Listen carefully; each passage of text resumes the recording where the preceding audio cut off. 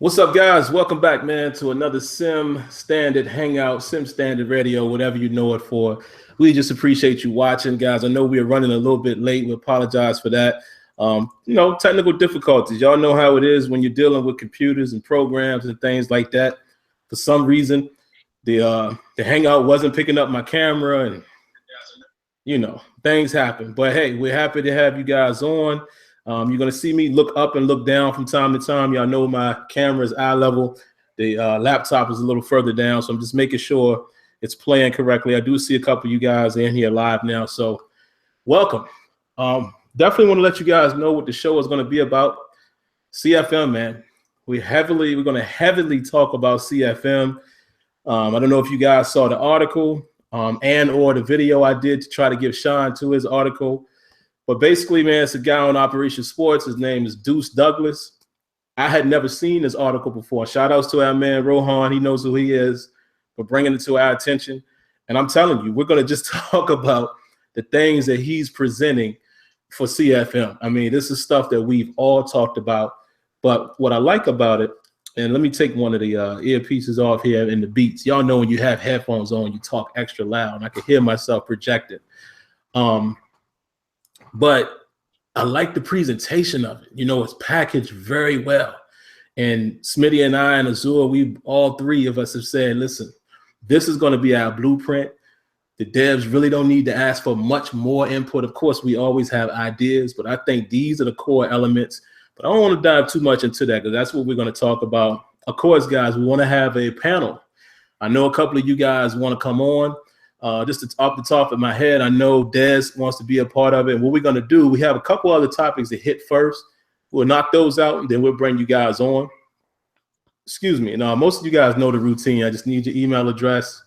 We'll bring you on, and it'll be a panel format. Basically, if you want to be visual, if you want to have a face cam, you can. You don't have to. It's definitely up to you. And that's how we'll do it. So I know Dez, I believe Nighthawk, if I got his name right, I know he said he probably would want to be a part of it. My man, Mr. Dan Thrax, he knows who he is. Hopefully he'll be able to make it. And a couple of you, other guys, sorry again, man, I'm bad with names and connecting everybody as far as remembering, but just let me know in the chat. If you want to be a part of it, obviously we can't have a huge group. I think, Smitty, if I'm right, Google Hangout only lets you have like 8 people. Yeah, 8 or 10 or something like that. So you're like 8. We'll try to limit it to about maybe 5 of you guys, 5 or 6 or what have you, and we'll see how it goes from there. The other things we definitely will hit on real quick. We want to talk about the Charles Oakley situation a little bit because I know Smitty. Y'all know I always refer to Smitty, the historian, and he's. I love basketball, but Smitty really knows basketball. So I know Smitty want to talk about that, and we'll kind of talk about who he was briefly, and then we'll, how we feel about the way the Knicks handled it.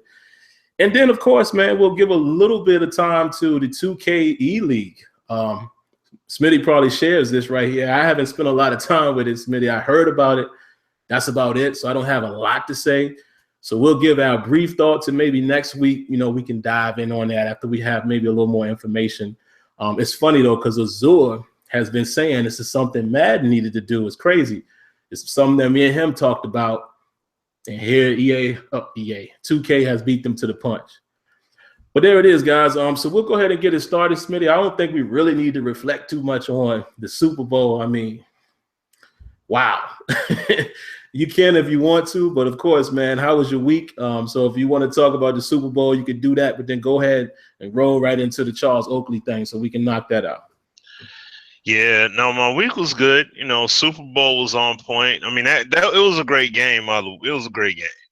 You know what I'm saying? No matter how folk may want to slice it, but it was awesome. Like, that's an epic comeback.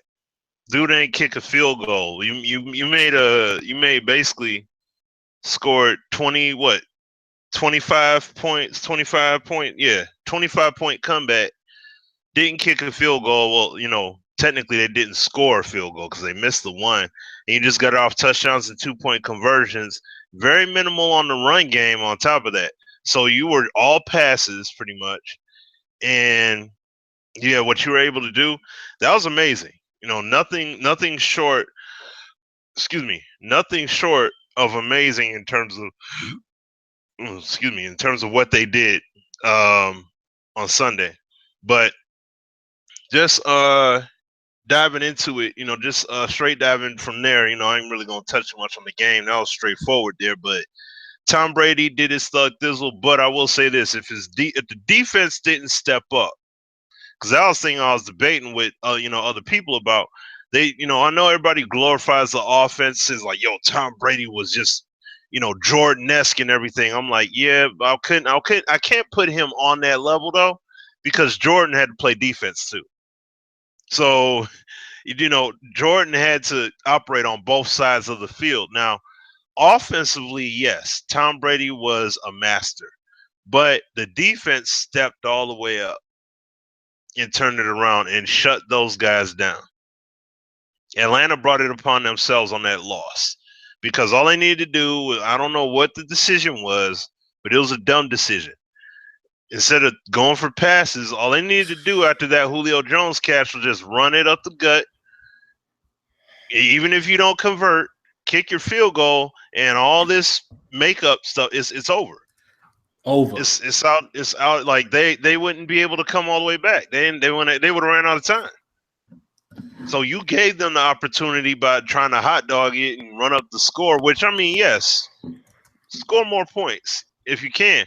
But if you had 2 drives where you got in the field goal range and you scored 2 field goals, you won.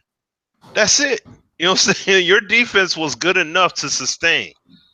You know what I mean? Like, even if they do score against you still. So, but I will say that,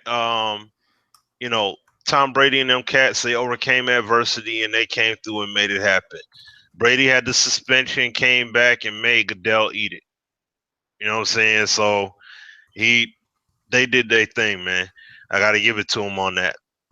But then now going from there into the Oakley, just transitioning to the whole Oakley situation. I've been waiting to talk to you about this because I know I love your perspective with basketball stuff, man.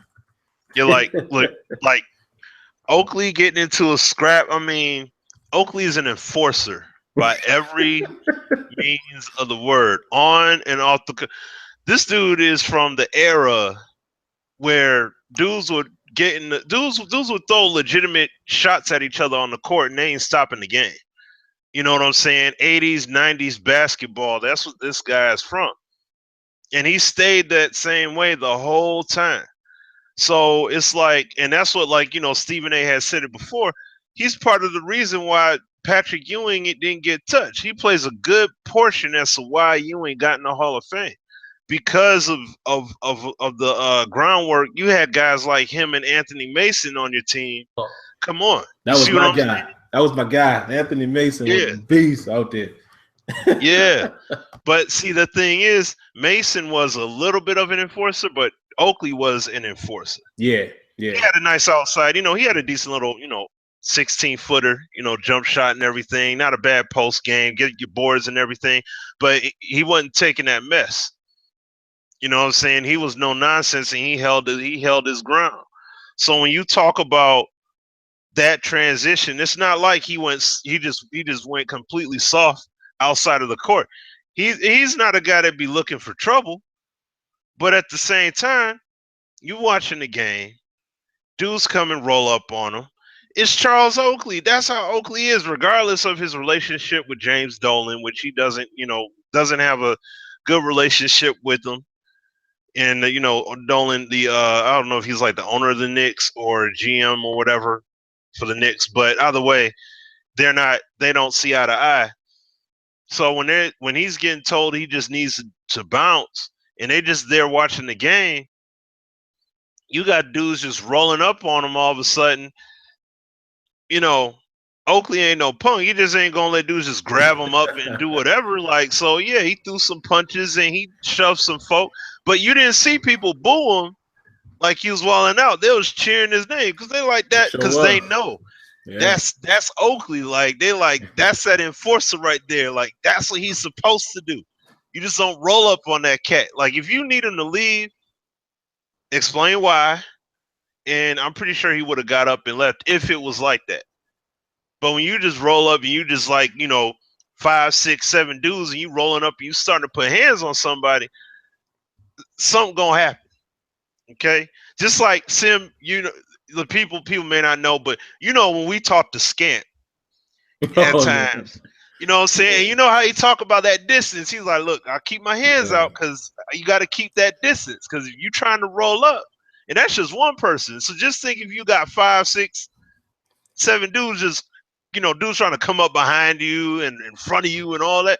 No, Right. you gonna react to that like, yo, get back. Like, what you just rolling up on me like that? And plus, you got to remember, he's got money. You know what I'm saying? I mean, unless he didn't blew it all or whatever, which we don't know that situation. But brother made a decent amount of money while he was in the league, so he's gonna have people just in the public eye, And plus, he's a tall guy, he's a noticeable figure.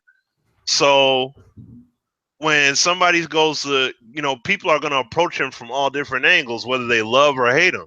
So he's gotta be, he's gotta be somewhat alert. And he can't just be naive to what's going on. So when you see someone, when that kind of situation arises, yeah, he's gonna react to it. So that's why I'm like, I can't really get mad at him, in terms of his reaction, initially, because like I said, dude's rolling up on him. I'm pretty sure he said something, and people weren't that receptive. Something was probably said that he didn't like, and then he just, he got pissed off and did what he did. There had to have been an action in order for him to react like that. He just didn't do that just because. Something had to happen. Mm-hmm. You know what I'm saying? Dude was on Chopped not way too long ago, for crying out loud, on Celebrity Chopped and everything. Like, come on, this dude ain't, you know what I mean? This guy, you're on a cooking challenge show and everything, showing off your culinary skill. This cat ain't out here. This cat ain't out here to be, mean and all that. And see, the funny thing is, even when they brought him out, they talked about him being that enforcer. So it's like, even they know, like, he has that national rep of being that guy, that enforcing dude that ain't taking that mess. So About that action, boss. exactly. So that's how I take from that. But I mean, Oakley though, man, yeah, great basketball. Like, to me, great basketball player, not Hall of Fame caliber, but he definitely is, like, for the New York Knicks, he is like that caliber guy that, he went to work every night. Basically, he felt he was part of that mantra, part of those guys that went to work, put everything, laid it all out there on the floor, on the court, and did what they needed to do, held it down, kept it a buck. But when it came, like I said, when it came down to that enforcer role, he held it down like none other. So, but no, that's pretty much all I got on it, man. I'll throw it back to you or to AZ. I see he in here. Yeah, I'll throw it to AZ real quick. AZ, we just giving a quick thoughts. Of course, we ain't got much to talk about in terms of football, but we just giving our thoughts on the Charles Oakley situation first. Then after that, we'll briefly hit the 2K eLeague, the little bit that we know. And then after that, we'll dive into the CFM stuff and, start bringing guys on for the panel. But yeah, what's your thoughts on the Charles Oakley situation, man? Hey, man, Charles Oakley is an OG. He goes with along with Anthony Mason. You can't take Anthony Mason nowhere. Right. But, God bless, man. God bless, man. Yeah, TSU alumnus. So shout out to another fellow Tiger. But Charles Oakley is a Hall of Fame Nick. I don't think he's a Hall of Fame, NBA player, but yeah. Like Smitty said, he's one of those guys that came in, Riley had as an enforcer. Him and Mason, you don't have those really type of players anymore, And if you do, the league has kind of eliminated them, so they're going to get suspended or get technicals. So, I mean, it's a new NBA, but, man, they should leave that man alone and let him be a Hall of Fame Nick. I don't know, the intricacies of the story, but he says he just wanted to talk to the owner or whatever, and the owner won't shake his hand. Come on now, I understand that he's an older player, but for people who built the franchise, show them players some respect. You know what I mean? So I don't know, man. It's a crazy situation. Did y'all hit on the Super Bowl already? Yeah, a little bit. Yeah. You can give your thoughts on that. Yeah, go ahead. Yeah, didn't I tell y'all that the Falcons were a lay-an-egg team?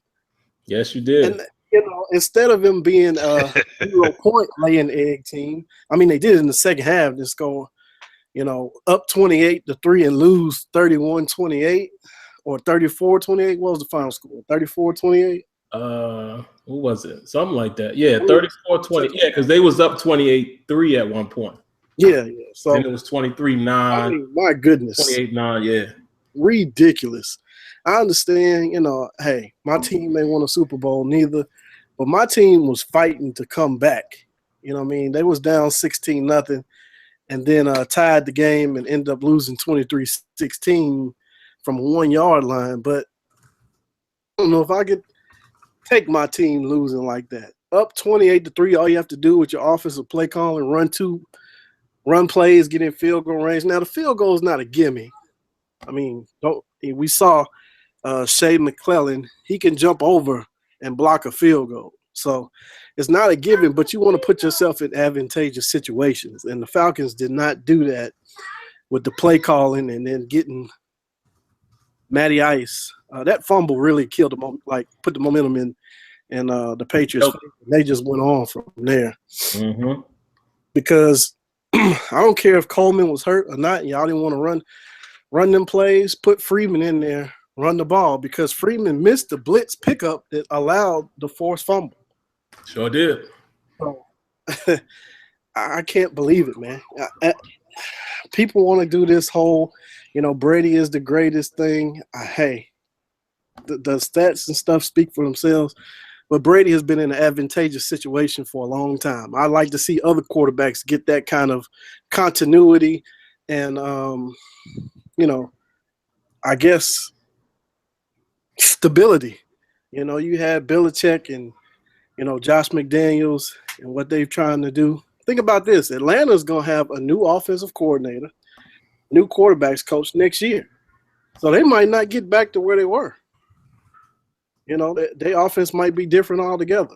So I'd like to see other teams be afforded that too, of stability and continuity. But, much respect to Tom Brady and the Patriots because, hey, they won 5 rings. The Patriot way seems to work, obviously, but there are some questionable things about the organization that I don't want the Titans to pick up. Like, nobody talked about the Kyle Shanahan's backpack being stolen with the offensive game plan in it. Nobody talked about an unnamed drone flying over the Falcons practice during the week. So, I mean, hey, they pulled the fire alarm on the Steelers. Oh, that was crazy. That was hilarious. You could say, the Patriots not going to go that far. People will do anything to win. So, if you got people who try to tilt the scales in their favor, and you have to remember all this stuff, sports to me, and I've said this before, it's all rigged for money.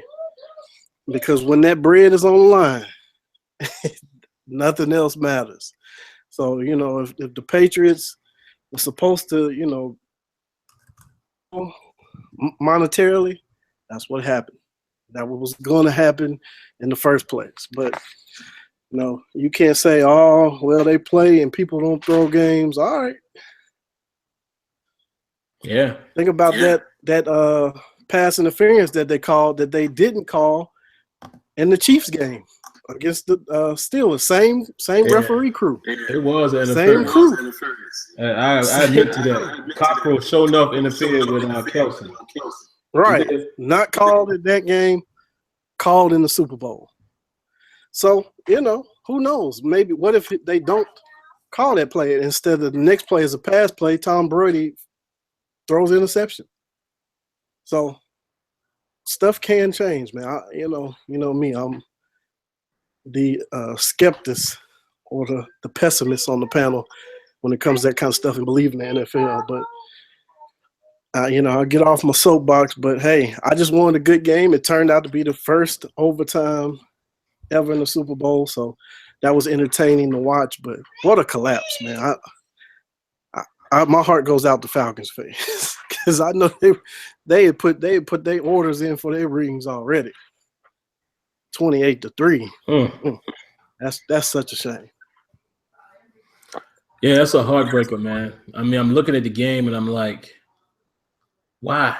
That's all I kept saying. Why? I mean, you were in field goal range, and then the commentator said that this guy has been, I mean, nothing's ever guaranteed, but they said from that spot he hadn't missed. I mean, it's like at that point, I understand I understand trying to trick somebody. We all get that because we've all screamed at our offensive coordinators for our teams and say, why would you do that? Everybody like me. Y'all always hear me say, why do the Steelers line up in jumbo and run it all the time from the 3 and 4 yard?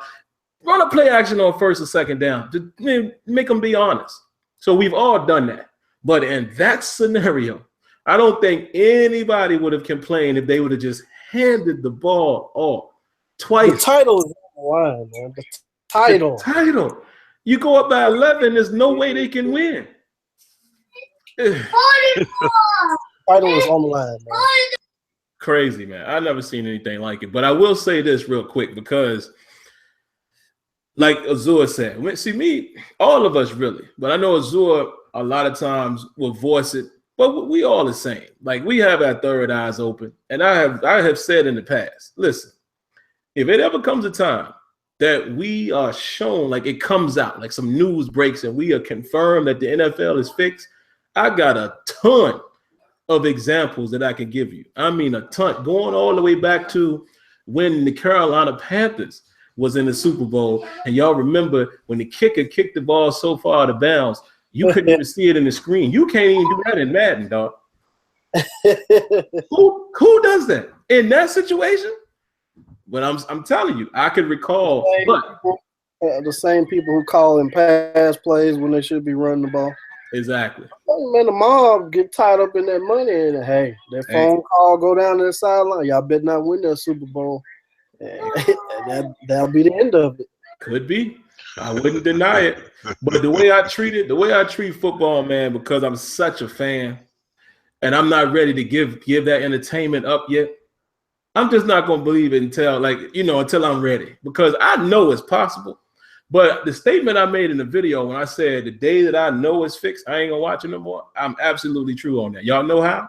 And this ain't no disrespect for people who like wrestling. But me personally, the day I found out that wrestling wasn't real, when I was like about 10, 12, maybe 12, haven't watched it since. The only reason why I say that is because it's not entertaining to me if I know this guy's only going to win if they want him to win. You understand what I'm saying? Because I was an Undertaker fan. You know, I was into wrestling way back then, Ultimate Warrior. So when I found out that this stuff that, me and my mom used to go and watch the matches when I was a kid. So when I found out that was fixed, I was like, bruh, I mean, it ain't entertaining to me no more. Like I said, I know a lot of people who love wrestling. That's cool. It just ain't for me. So if I found out football was fixed, done. I ain't watched wrestling forever either. Yeah, man. Because, it's not what it used to be to me. It ain't real. Era. I mean, it's not even real, but to me, it ain't even that though. Yeah, the era of it's like the NBA to me. I mean, I watch the NBA now, but to me, it was much more drawing to me back in the 90s, like the style of play. Yeah. I don't like that old, sissified technical foul mess they got going on now, and players can't really play tough. I don't like that brand of basketball. Just like the NFL is getting to a point where you start hitting players and they calling defense and all this. I just don't like that brand of it, and it's the same thing with wrestling. I don't know. I don't like the people that's in it, and like you said, when you find out that they just skew stuff to put who they want on top, it's like, please, why am I rooting for this guy when I know he's going to be stuck in the bottom 10 of the competition? So crazy, man. I'll say it's just attitude, WWF. I ain't saying WWE, WWF. Attitude era was the time right there. Yeah, man. Like that's what I'm 90, saying. or like 95, 96. I'll say like 94, 95 through like about 2000, 2003, I think. It really got live to me when they crossed brands. You know what I mean? When you saw WWF people on WCW, it was like, what the heck is going on? I was like, whoa, you're not supposed to be over here. It's like Pizza Hut and Domino's working together. Yeah. So, when it was going like that, I was like, yo, this is live. ECW, like too much started happening. I went to like 2 of them joints back then too, because they used to be in Michigan all the time doing so many shows. So I'm like, man, we got to roll up to one of them joints, because like my best friend put me up on it, and it was on like basic. It was like on a local cable channel, and I saw it, and my mind was blown. I was like, yo, this is 10 times better than WWF. Like, dudes just interfering in matches and all kinds of stuff. Like, it was crazy. So, but yeah, see that whole you saw ECW come up, you saw WCW fall, you saw them cross up, then you saw TNA get in the mix, and then it just went completely off the track. Even though, it was fake, but the entertainment value of it kept you. You know what I'm saying? Like, it was great. It was great to watch. So, but I digress. So yeah, man, it's that part of it to me. Hold on real quick, guys. Yeah. All right, I'm done. I got my son running in and out. Y'all know how he do. But this is the thing, and we'll get off of this, but I just saw in the chat, my man Matt was like, yeah, when movies are fixed, that's a totally different thing. Like, to me, it's just not entertaining to me. Like I said, whoever's watching it, but you got to understand, to me, something like a sport, because of how competitive I was when I played sports, if I find out that there's things in anything, and y'all know how much I love boxing, and I know there's some shadiness that may go on with boxing, but I'm talking about the day that you find out for definite, not the conspiracy theories. Like, when I know for sure, I ain't watching no more, because I lose the appetite. What's the use of rooting for my team? I'll still be a Steelers fan regardless, even if it was no NFL, but that's all I know. But what I'm saying is, what's the use of every week I sit there and root for them to see who's going to win if I know they ain't going to win because it ain't their year? I'd rather not. And that's how I felt about wrestling, because as a kid, I was a huge fan. And don't get me wrong, I did watch it a little bit after, obviously, when I knew it was fake, the Stone Cold era and all that.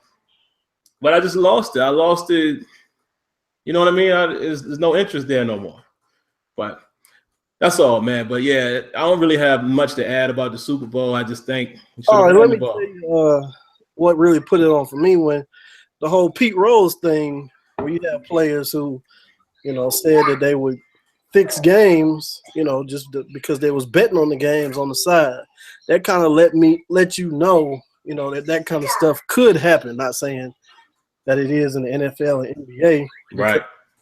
You've even seen in college sports where you heard about players shaving points. So that's why I say it could happen. It could. Much money is on the line as Super Bowls. It definitely could happen. I believe it, man. And I'm telling you, I got examples of when I could say, yep, there was one of those times. Not to be on my soapbox, but that Steelers Super Bowl against the Cowboys, when Neil O'Donnell threw them 2 interceptions, bruh, it was one of them. Who was he throwing it to? Like, let's just really think about it. For you guys who remember that game, there was not even a Steelers receiver over there. Bruh, I'm just saying, and I'm He not was biased. throwing it as the DB was the wide receiver. Lord have mercy. And it's not. I'm not just biased, man, to the Steelers. I'm telling you, it's plenty of football situations that I've seen, and I'm like, his family on the hotline ready to whisk him away in the plane. Cam Newton last year, that fumble, Cam. I mean, get on the ground. Some people can say, well, no. And the throws at the moment right there, you trying to get that ball back. I'm just saying. I don't know for sure. Like I said, I'm not gonna believe it's fixed. No, I don't want to give it up yet. But I'm telling you, there are specific situations that you can recall, and you'd be like, okay, now it makes sense. Now, no wonder. And I think I would lose the entertainment value. Now, I will say this real quick, y'all. With sports, it is a little tricky, like football, because you ain't gonna get everybody. Because people that say this too. Well, how could they do it? They can't. All it takes is one or two players. That's important, or a ref. That's all it takes. Yep. A ref or offensive coordinator. Yep. And calling pass plays when you should be running the ball. Sometimes conspiracies don't work either. So there are mistakes, but the fix could be in, man. But real quick, guys, I don't really have much to say on it because we don't have a lot of information on this, but we'll speed through this so we can go ahead and start the CFM movement.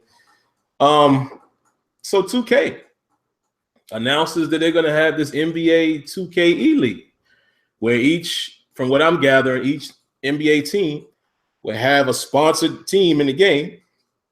I didn't read all the information to know if it's like one player or is it pro-am teams. I'm not sure how that works, but either way, it's an actual league. And the funny thing is, and I'm sure Azure will brush over this when we throw it to him, Azure came up with this idea a long time ago for Madden. Like how I remember us vividly talking about, man, imagine if you was able to represent the Titans and maybe you the Steelers and blah, blah, blah, or just they need something like that. We was talking about it on another level, and he knows what I'm talking about as far as the people they would use. But the idea was there. Azure Ben said that. So now here comes 2K with this situation. And I don't want to dive into it tonight, y'all, because we could go all day. Let's do it next week. But I want to talk about next week what that means for 2K, because we all know there's some problems in the game now. Let's not act like the game is flawless. But just quick thoughts on this, Smitty. What do you think just about the idea? And like I said, we'll dive into what it means for 2K maybe next week, because that we could talk about that for a whole show. Well, I mean, to sum it up real quickly, they got to fix their game like big time in order for it to even matter. Because basically, and this is shout out to K-Spade because he did do a video on it, but basically they're starting out with between 8 to 12 teams right now. Well, that's how it's going to initially start. It probably won't be until 2K18 or possibly 2K19 when it actually jumps off, because they said in calendar year 2018 it's going to start. They're going to kick this off. So we don't know when, though. They didn't give us that far of detail. So essentially you're talking about potentially, like if you start with 8 teams, you're talking about the top 40 players in the world, because this is global. So we're not just talking United States. So we're talking about top 40 players in general in the world partaking in this. So it's not going to be your team and, that you're already with and, hey, we're going to play together. So it really varies, Yeah, we don't have a ton of information. This is a good thing because basketball, how accepted basketball is as a sport worldwide. But they're not the first to do this.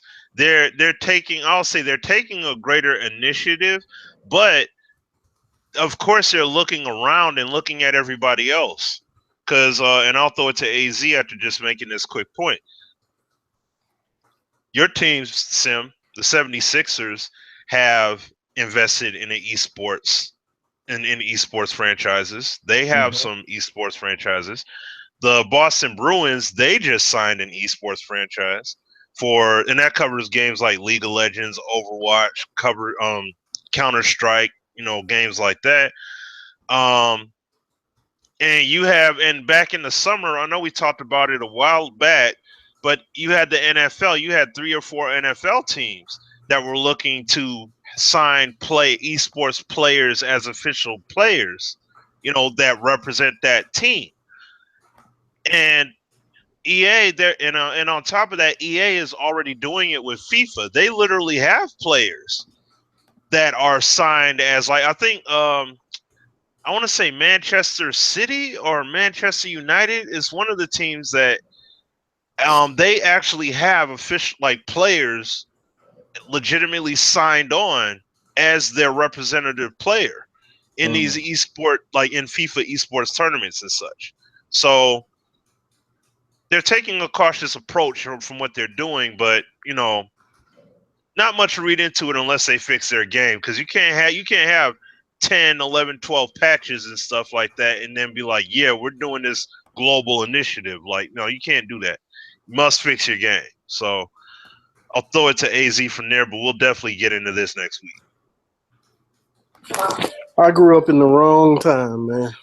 I grew up in the wrong time.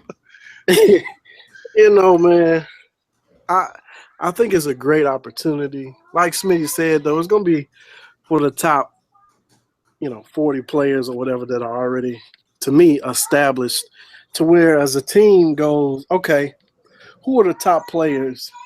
And they're going to draft from that. Because they actually said that they were going to do a draft of players. So, that means if it's 5 players per team, and you're drafting players, you're going to have to – you're not just going to be playing – it's like it wouldn't be me, Smitty, and Sim on the same team.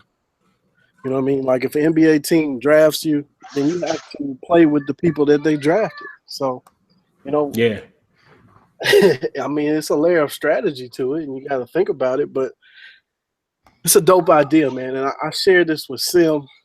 I don't know if I told Smitty or not, but I had this idea a long time ago. Me and Sim talked about it. I was like, EA needs to have team representatives. Now, when I say EA, I'm saying it's in conjunction with the NFL team, but it would be through EA. And my idea was, since you have players or gamers who have relationships with EA, they could have, like, I live in Nashville.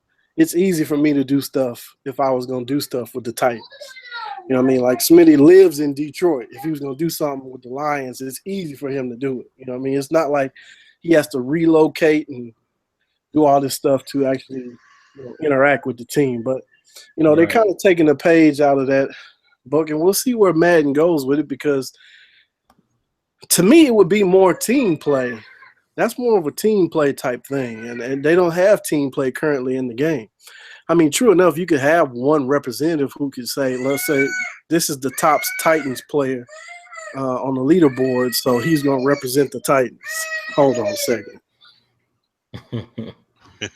Yeah, y'all know that we all got kids running around, man. And I got both of the older ones with me right now. So, all right, but you're still gonna have situations where people are gonna be top players in the league, period. And they might not be a Titans player, and the NFL club might say, "Hey, we want this guy." So we'll see how it works out. To me, it's more of a team play aspect, and top team play to Madden for it to be effective. But it's a very interesting thing. Now, the way they did it means that Madden would have to do it as a CFM experience, because they're talking about doing a full season. So it's not just a tournament, how the structure is now with Madden of a one-game thing. This would be over a season. So if you could somehow, I don't know, if they brought team play back and then players play over a season of CFM, to me, to see. I don't know how it would work out for Madden, but I'm going to put some boots to the ground, put some ideas together, and throw them on the wall, see if they stick. Shoot, get the intellectual property of them Standard Radio. So It would be interesting, and I'm wondering how they would pull it off in Madden. I mean, there's a ton of ideas. And like I said, man, you know, we want to get more into doing actual segments for the show. So maybe we got our show all ready for next week. You know, we could talk about 2K. We'll probably have a little more information. Then we could talk about what we think, how Madden could implement it. I know, shout out to our fellow game changer, Mark Rollins. You know, I know Mark was saying earlier, CFM is the blueprint. Like, you have it already, but it does come down to how. Like Azure said, does that mean team play needs to be involved? So we can definitely go down that road next week as well, man. So a lot to think about there. All right, guys. So let's get it started, man. We want to go ahead and talk about CFM as much as we can. What I'm actually going to do, we do have a couple guys here, man, you know, loyal listeners. We got Dez. Y'all know Dez. Matt Lowe as well. He's been on before. My man Dan Thrax from, and let me go ahead and plug him right now in case I forget. You know, he's from Tradition Sports Online. I know all of us at some point. I know me and Azure for sure. I can't remember if Smitty was, but we were on TSO at one point. Shout outs to those guys. You know, guys like Marcus came from there, Sean Mason, Ronnie, all those guys. And he wanted me to let you guys know they still have some spots open for Xbox. You know, they have some great leagues over there. They're sim leagues. But hopefully he can come on. He said he was having some issues with his toddler. So we all understand that. So if he can't, it is what it is. But right now we just got these two guys. I know Christian, Headlines or Bust, let me call you by your username. He wanted to come in as well. I sent you an invite. Anybody else who wants to come in, man, I think we have a limit of up to 10. And I guess how we're going to do it, I'll be more of the mediator. You know, I'm not going to talk as much on this segment because it's a lot of us. So what I'm going to do to start it off, I'm just going to read some of the things, just the titles of all of what this guy, and I'll give him his shout out in a minute. But where we got this from was from Operation Sports. And then I'll just throw it to you guys, man. And let's try to be as brief as we can because I know we all have points. And try to get this as smooth as possible. So here we go, man. So shout outs to Deuce Douglas on Operation Sports. I hadn't seen this article. I don't know. I do know how I missed it. I was about to lie to y'all and say I don't know how I missed it, but I'm rarely on Operation Sports. I go there from time to time, but I got so much other stuff going on with YouTube and things like that. I don't necessarily go there to post as much no more. But I got Rohan who's listening to the call. The guy, you guys see him in here. He's the one that says he's from Australia. Shouts to him. He sent it to Smitty and I and Azure and brought us to it. And this article is, I mean, depth. For me to say that is an understatement. Like I said, going into this, we all have talked about these topics. And now I feel like, and I told the devs, this needs to be the blueprint. There's other things I'm sure we want, and you know, after you fully read through this, but this is it. You have to keep working until you get all of this stuff in the game, and then we can go from there. So let me quickly read them, and then I'll throw it to Smitty, and you know, everybody can chime in. I guess we'll try to get some type of structured order, but we'll get it together. This is the first one of these guys, so y'all know when it's on, when it's live, it's live. So first and foremost, he's talked about preseason. Things like 90-man rosters, which you've heard me say. Realistic cut dates, which you've heard me say. He went as far as saying multi-team depth charts. So you can put in your second unit, third unit, things like that, which is something else I've said in preseason. Don't y'all all hate when your starting tight end comes in because, I mean, your starting linebacker comes in because he's the third tight end because of the overall? What's that about? So that's kind of what he's talking about there. Only thing I'll add to that I don't think it was in his article, and excuse me if I missed it. Y'all have heard me say this a number of times. I want an active roster. I want the strategical aspect of me having to activate a certain amount of players, the 46, like they do in the real world, to bring into this week's game based on who I'm facing. That would be crazy. All right, so position coach suggestions, waiver wire, choosing preseason opponents, dynamic game plans. And let me preface it with this as well, guys. Y'all going to have to go read this yourselves because we don't have the time to sit here and read his breakdown, but definitely show him some love and go see it and leave a comment if you have, you know, a sign-in over there at Operation Sports. Team chemistry and player morale, injuries, more injury variety, wear and tear, season stamina effect. How many of us have said that? Injury timeline. Expanded injury ratings. So he's showing a diagram of the different parts of the body. We've all talked about that. Head Coach 09 has that. NBA 2K17 and 2K16 had that. Presentation, CFM ticker, which we have, but he expands on it. Showing more situations like multiple broadcast packages, always using in-game assets, something Azure has mentioned several times. In-game look-backs and look-aheads would be great. I actually want to say something real quick, fellas, about that. I wouldn't mind seeing that rewind feature back in the game that they had one time, but do it in a different way. Here's my 3-year-old coming in here bothering me. All right, go back downstairs, man.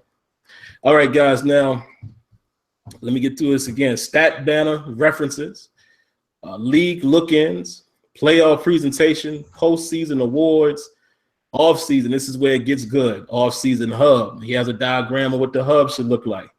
Retirements, coaching staff, player development. He goes into depth there. Coaching traits, coaching trees, rookie scouting, coach evaluations, player grades, medical evaluation, going all the way back from high school through college to now. That would be phenomenal. Projections and mock drafts, college stats, combine and pro days, scouting process. He has a diagram of how you would do it: auto, basic, enhanced, or full.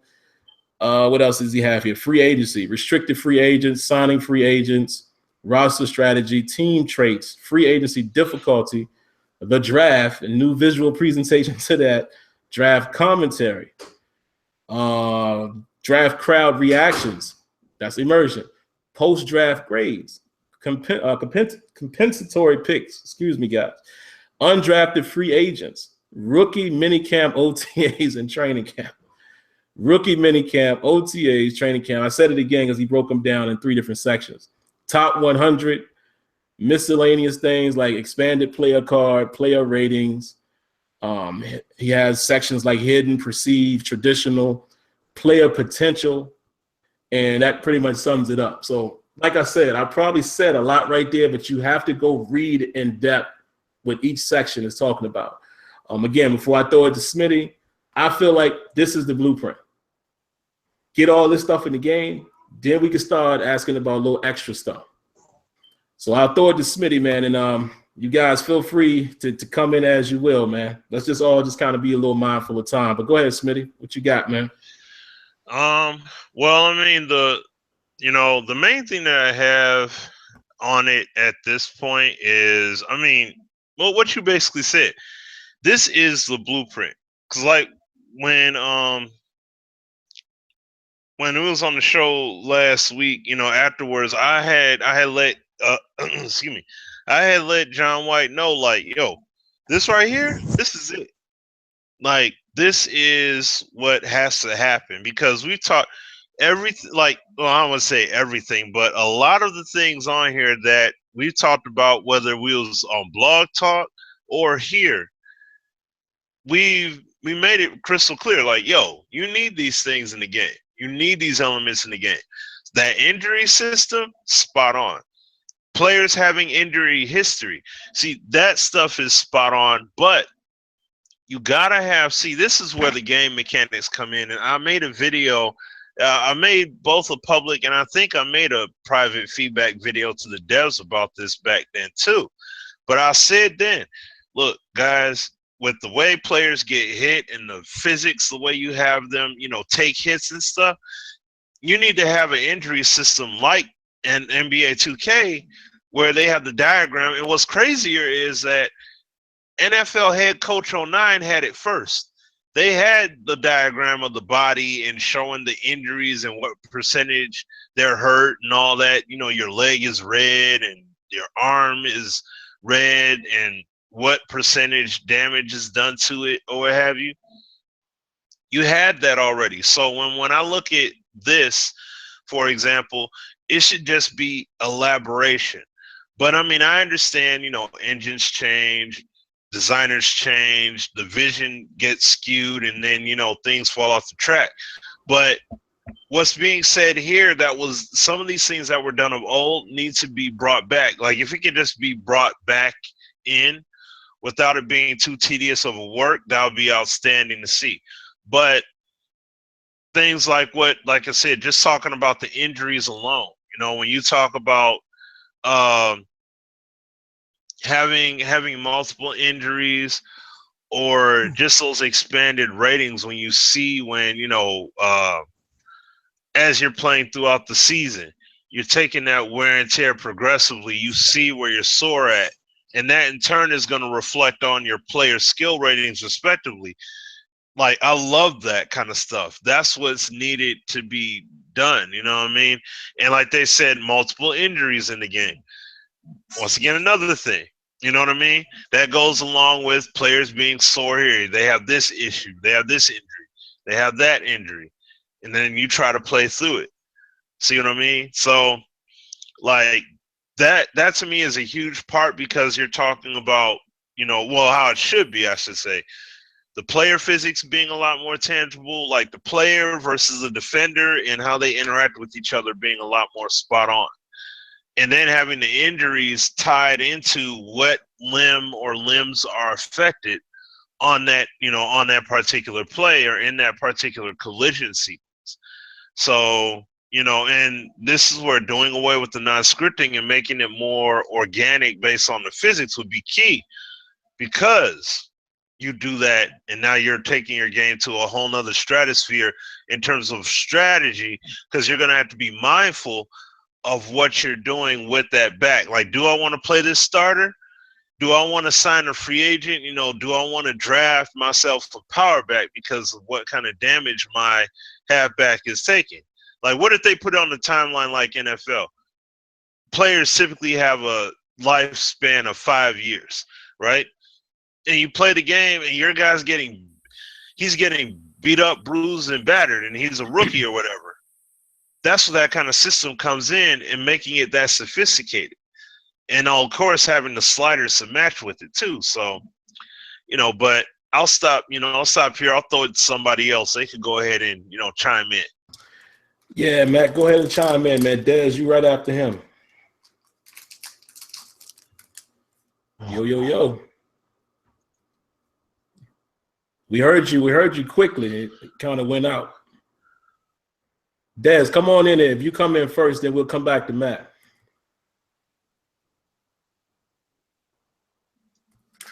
I can't hear nobody. I can't hear him. Oh, there we go. There we go. I gotta hit y'all off like I'm talking on the Nextel right now because my headphones broke. Oh. Like on the right now with no microphones. Man, hey, yo, the article is crazy. Yeah. And the thing is for me, I just have zero confidence in the idea that somebody who's getting paid. You're getting a lot of static. Yeah, man, static. Somebody wrestling on the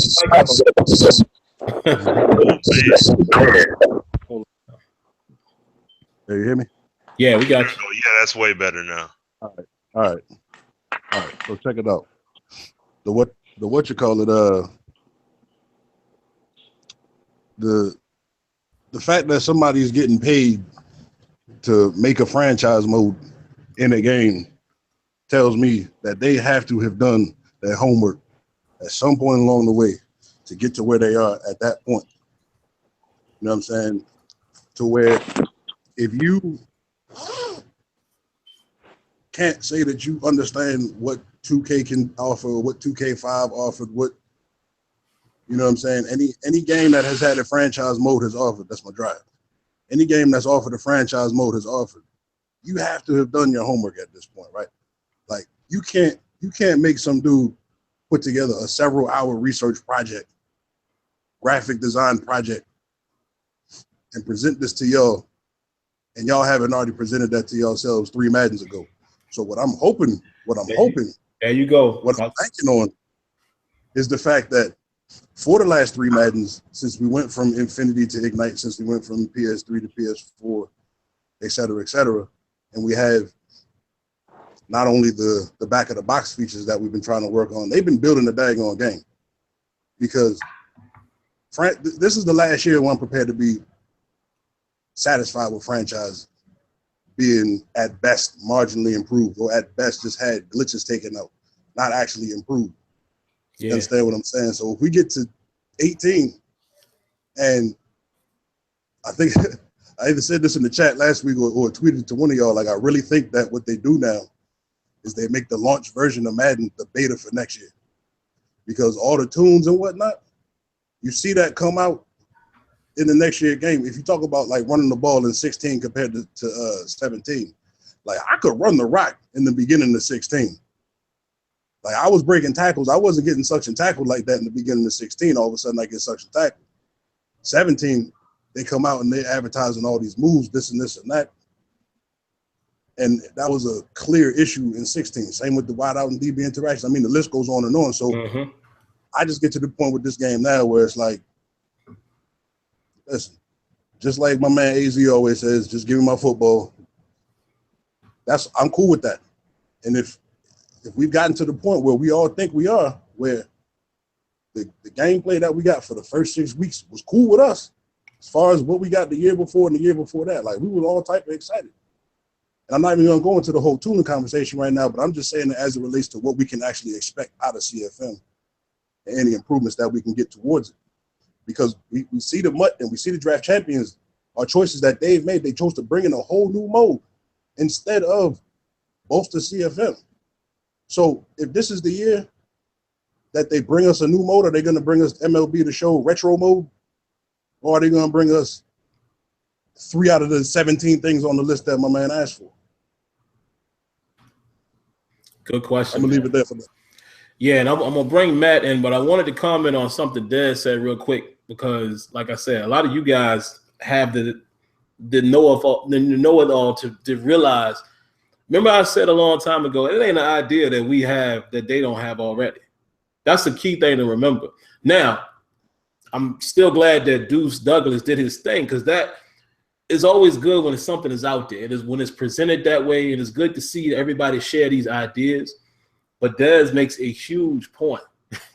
I'm pretty sure these franchise guys have thought about these things. Now it's about pushing them, making these things happen. But come on in, Matt. What you got for us, man?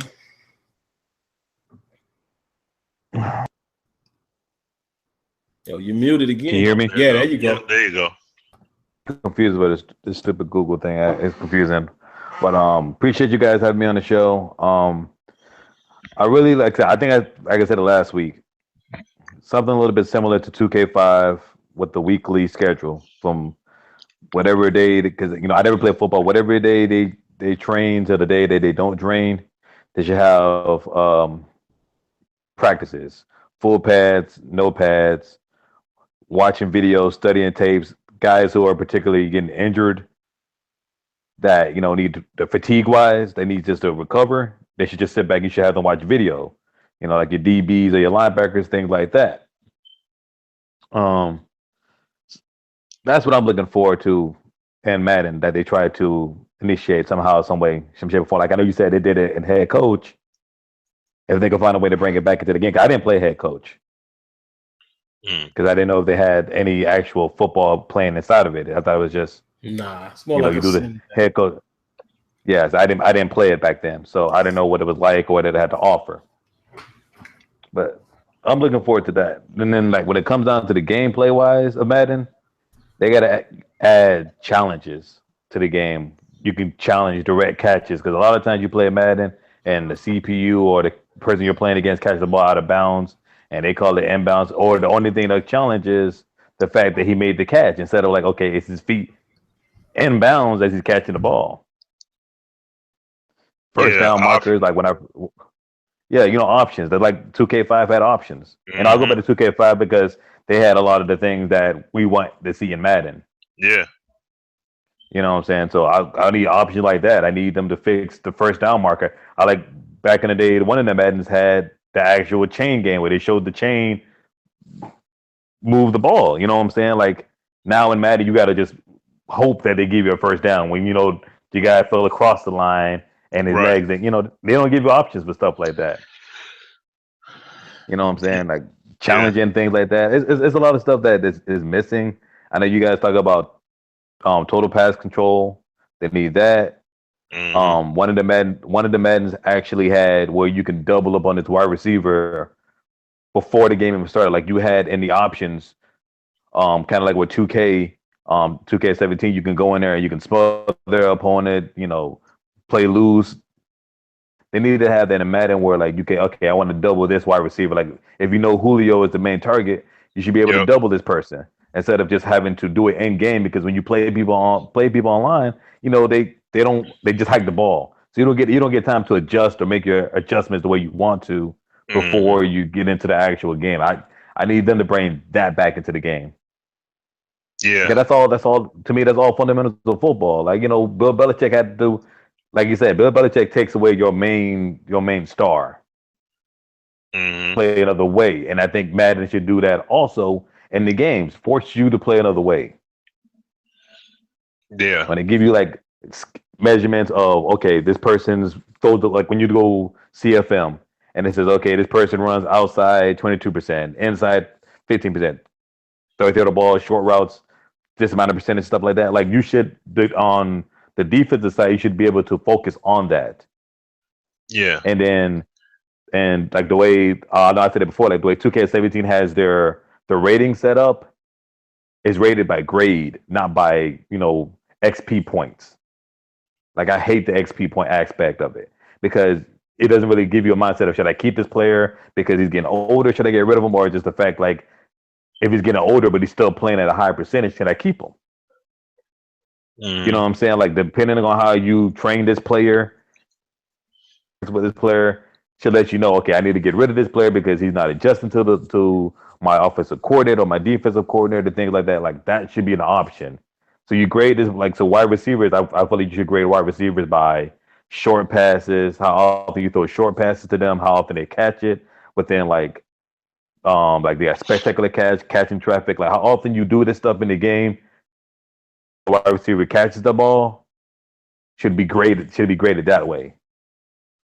Because they just have spectacular catch, route running, and catching traffic, stuff like that. They don't actually have slant routes, medium routes, deep ball catches, things like that should be added into the game to give you a better aspect of how your wide receiver should grow. The funny thing about that is that's actually feedback that like I know me and Sim had a discussion about that before, and we sent that as feedback to the devs about that, like exactly breaking it down in that manner.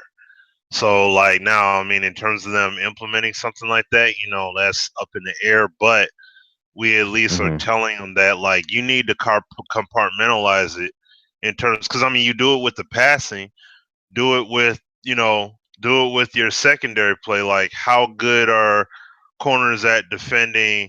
How is he good at defending curl? Defending you have zone and man defense, but then what about defending routes? How good are they at defending curl, defending slant, defending drags, slants? Because we talk about how slants and all that are money plays and all that. Like, see, this is the kind of stuff that takes away that money aspect away from the game. You make authentic player movement, you're eliminating that now, because you can't take a linebacker, you can't just drop 11 dudes back into the backfield, because they all aren't going to move as fast because they're more connected to the field.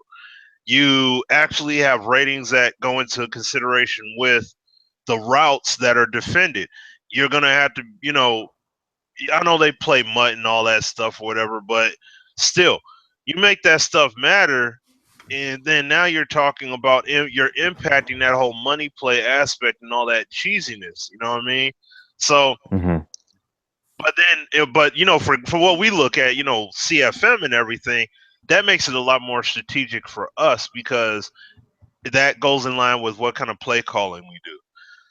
What kind of scouting we do, what kind of players that all those different types that they have in the game, because you have players that fit different schemes, but the value of it doesn't mean anything right now. Don't matter. It doesn't matter. It's like pick whoever you want, and you're going to be effective no matter what. You know, like I can have my quarterback, I can have Stafford get knocked out the game, but does it truly matter that I got Orlovsky in there instead?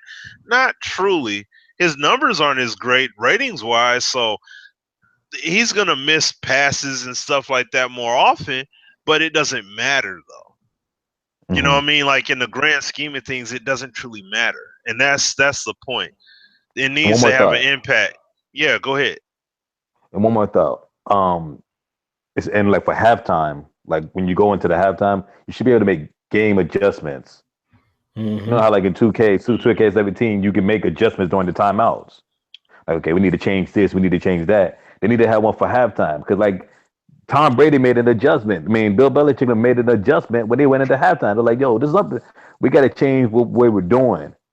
And I think we need to have that option in the game. Or like say the quarterback's getting hit too many times.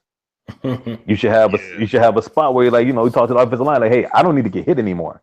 Like I need to find a way to tighten up, and then like the players should adjust. Like your quarterback. Yeah. You know what I'm saying? They should be able to adjust. They had this simple concept in NCAA with the game plan stuff. I want to get AZ in here though. AZ, come on in, man. And before you get started, I want to say this, and I know you agree. None of this matters if the gameplay ain't there. Like, let's just think about that. None of the stuff on that list matters if the gameplay does not respect all of the things that we've been talking about for years. That's got to be the first thing. And it's important to say that because myself, Azure, and Smitty keep pushing that. We are known as gameplay guys, but we are heavy CFM guys. But we are the guys that feel like it meshes. Without the gameplay, what difference does it make what roster got in there and all of that? So we have to look at it from that perspective first. Because I know some people will always challenge it to say, man, y'all talking about gameplay. That's not a CFM feature. But what difference does any of them features make if the gameplay doesn't matter? Right. It has to matter. But what's your thoughts on all that stuff, AZ? Like, what was maybe one of your it was a ton of stuff, but what was one of the things that may have stuck out to you on his list? The entire thing. Right. Excuse my cough. Pretty much. But it's been said that it's the blueprint. I don't think anybody who likes CFM can go and read that write-up or that post, look at those mock-ups of how he thinks it should be implemented and doesn't think that it should be done. I do understand on the flip side of the curtain that everything that they do costs money, but at the same time, they're making so much money with MUT. How about put some of those resources into CFM? Because I'm all on board with making CFM, like Sim has said, the NFL experience. All right, you know, just let people play now and MUT and all these other modes that people play. But let CFM be the deep experience that people have been asking for.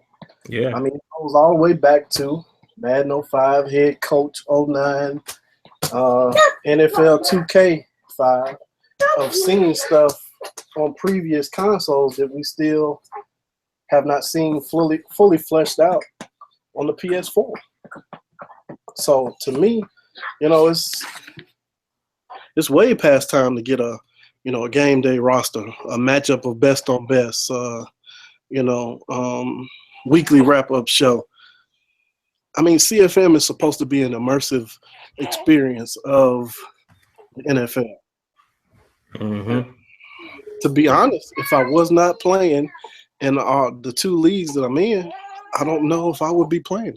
I stopped playing offline CFM probably around maybe September. Granted that I've been playing the beta, but the game was so good during that stage that I was enjoying playing the CPU. But of course, you know, once you start getting the patches and tuning, it doesn't become entertaining or it's not as challenging to play the CPU. Now, I'm true enough, you could probably do some slider sets and You gotta go to all Madden. That's why I've had to go to all Madden now to feel like it's a challenge with sliders. To me, that's why online CFM is the way to go. Like, you have to support and make it to where we have people immersed in leagues, even if I'll say offline. Like, to me, if Smitty is more of an offline guy when it comes to this, but I'm pretty sure even if they think people would button through it, that halftime show, that immersiveness of, okay, I'm in a league needs to be there. That's why they put stuff, some of those presentation elements that are not in online CFM in the game offline. Like when they talk about the draft class and, quarterback stats over time. Like, to me, it doesn't stitch very well going from year to year because I hear some of the same lines, and we go through this every year. Once I get into like year 3 and year 5, like some of that commentary needs to be organic in that, okay, Mariota threw for 40 touchdowns previous season. He now has 57 in his career or something like that. Like, it just, the longevity of the commentary doesn't really do well as well. All that stuff needs to just be, robust in that it needs to be that full experience, man. And if you go to that post, I'm pretty sure you can go to Sim's video and get the link, or just go to Operation Sports, read through it, and look at those graphics that he's mocked up. Even with the draft board,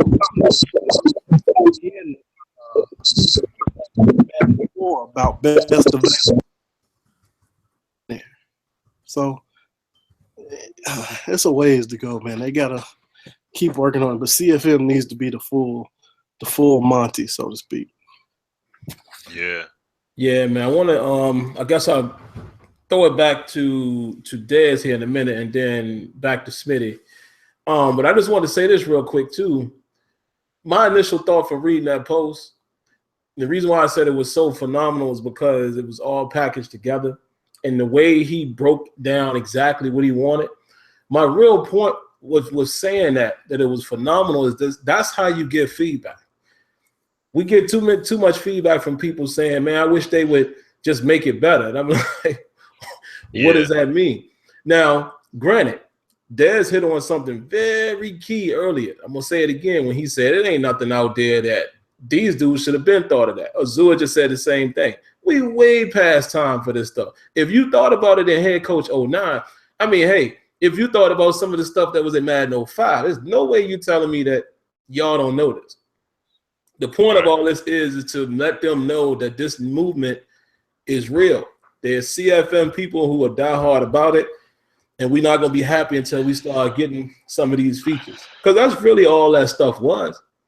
If you really think about it and you think about a season or a franchise, all of the stuff that Deuce Douglas listed and all of the stuff that we've provided, these are basic things that you expect to be in a career mode. Stats. Like, look at games like OOTP, out of the park baseball. Oh. You expect that kind of stuff, like in a franchise mode. Now, I know some of it might not be as deep because you still got to leave room for gameplay stuff, like physically playing the game. But these are no-brainers, man. But Dez, man, you ready to come back in? What else you got for us, man? We're getting the rumble in the jungle with the mic. The thing for me, man. There we go. Oh, there you go. Yeah. No, I said we got you now. We was getting the rumble in that place. Oh man. Oh. Well, man, my technology is lacking right now, man. There we go. It's all good. Man, it's, to me, man, like, the gameplay is what it all boils down to. Yep. And I just don't see how Madden 18 is going to be weak, yo. Like, I can't see how it's going to underwhelm. because we already had the game. And I know that, the good, everything that happened in the past that was good, we always think it was that much better. But I really don't think that we're overblowing the so-called good old days, up until whenever it was when we got to where we are now.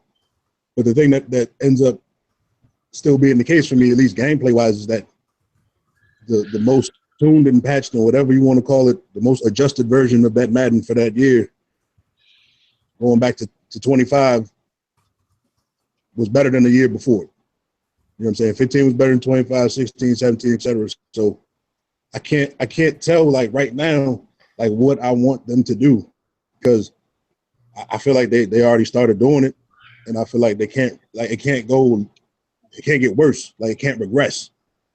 And there's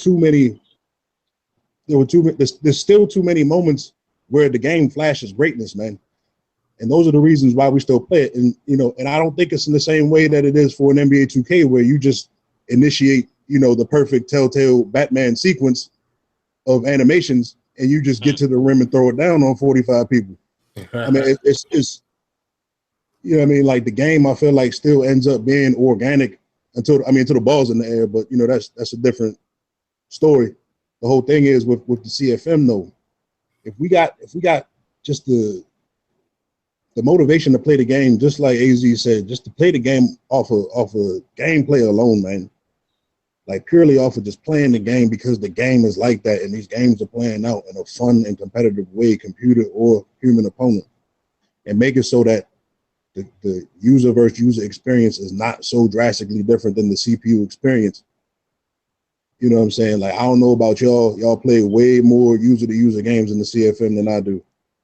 But I feel like tackling against a human opponent is so much different than tackling a computer opponent. And me and my mans who I play in my league with, like, we turned our little vision cones on one game, like a regular season game, and just recorded just to see like why we can't consistently get the timing of the moves down against a human opponent. Like, why we got fat boys chasing down Ezekiel Elliott in the backfield when he's clearly about to get the edge and just scoot around the corner.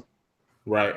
But when we're playing against the computer, that's 85 yards untouched to the house. You know what I'm saying? But somehow he can just jam X, and all of a sudden I'm getting that same tackle from Madden 15 of me getting my back knocked out, and all of a sudden I'm down. And when we take it all back to CFM, it's just like,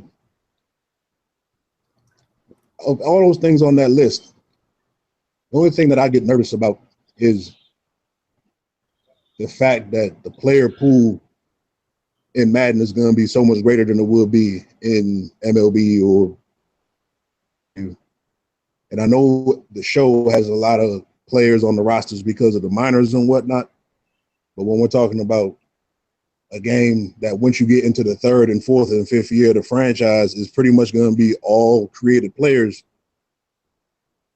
the drafts have been producing enough talent. Do we feel like the progression system just by itself is doing enough to get the nicest players to the level that they need to be to carry the league into the next generation, because the regression is so devastating for no reason? You know what I'm saying? Like, once your dude turns 29, no matter how nice he is or no matter what he did the last season, he's losing speed. He's losing athletic attributes that he can't get back. And it's like, if you make me regress so much from one game, one bad game, that I have, you know what I'm saying, permanent consequences to somebody who's 29, 30 years old in my franchise, like, and I can't get that back, like, you kind of ruin the experience.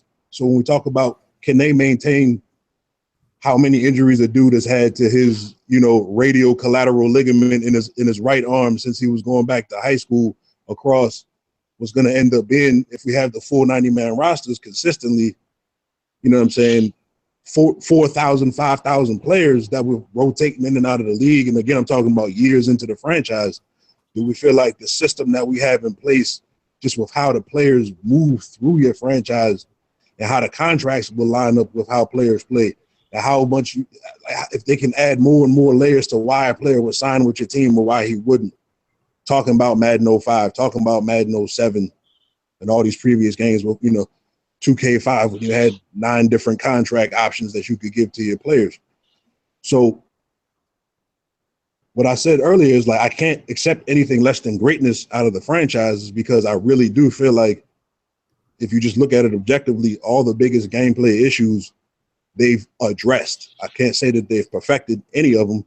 I can't say that anything is like, I can't imagine it getting any better. But if we go down the big checklist, a lot of it's checked off.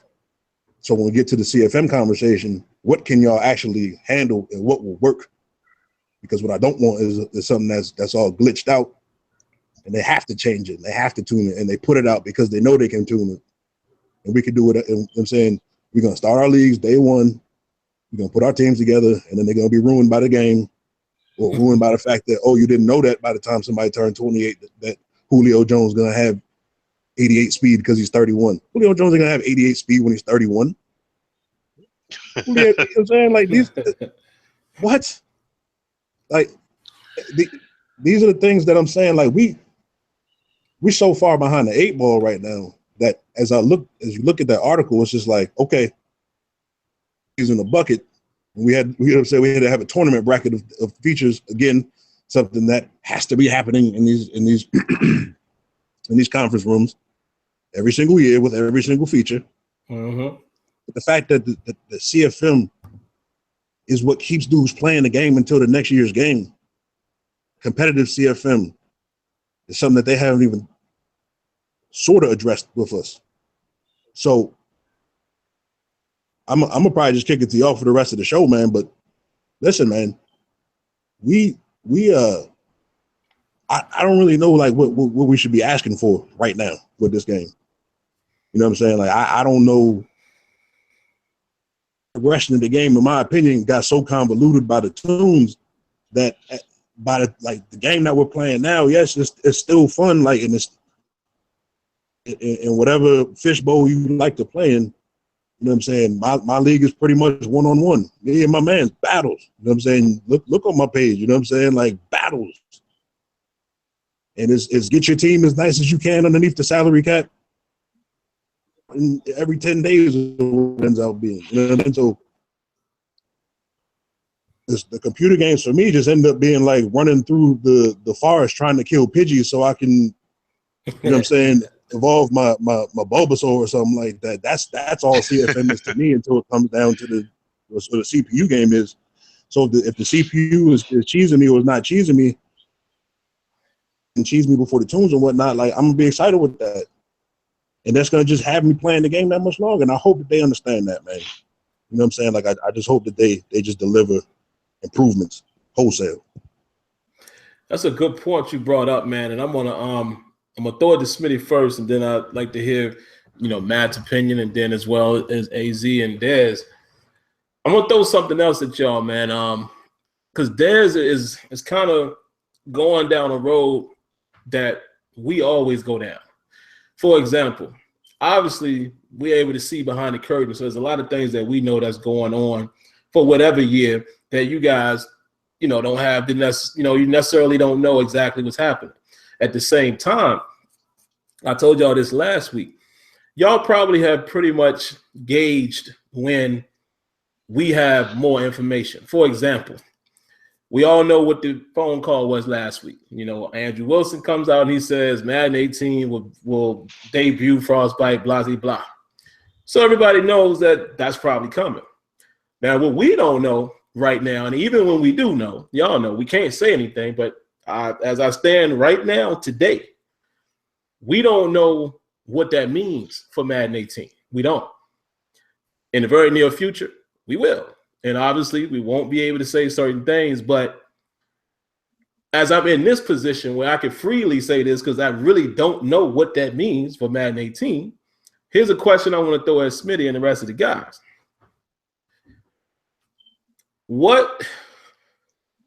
Let's think about this from a realistic standpoint.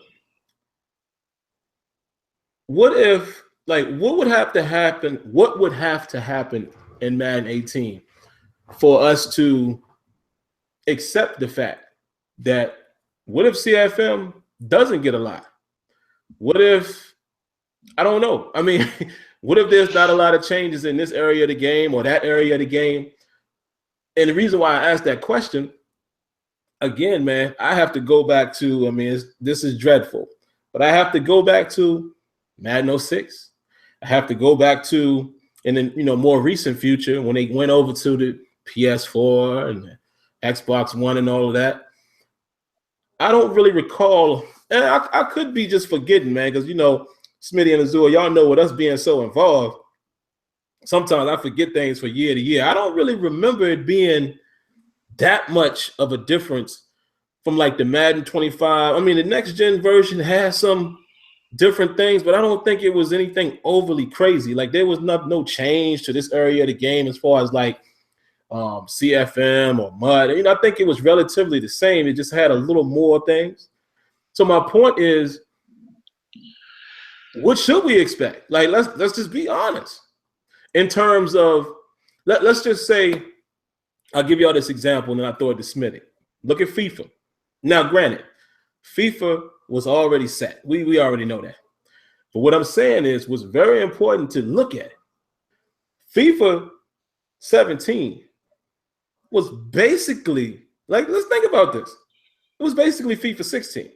Had the journey, but it wasn't a whole lot of overwhelming things that changed. And even they said it, their goal was they got on Frostbite. It's powered now. It's a beautiful looking game. It's just, and they kept saying, we didn't lose anything from FIFA 16. What if we're in that same situation? We don't know that.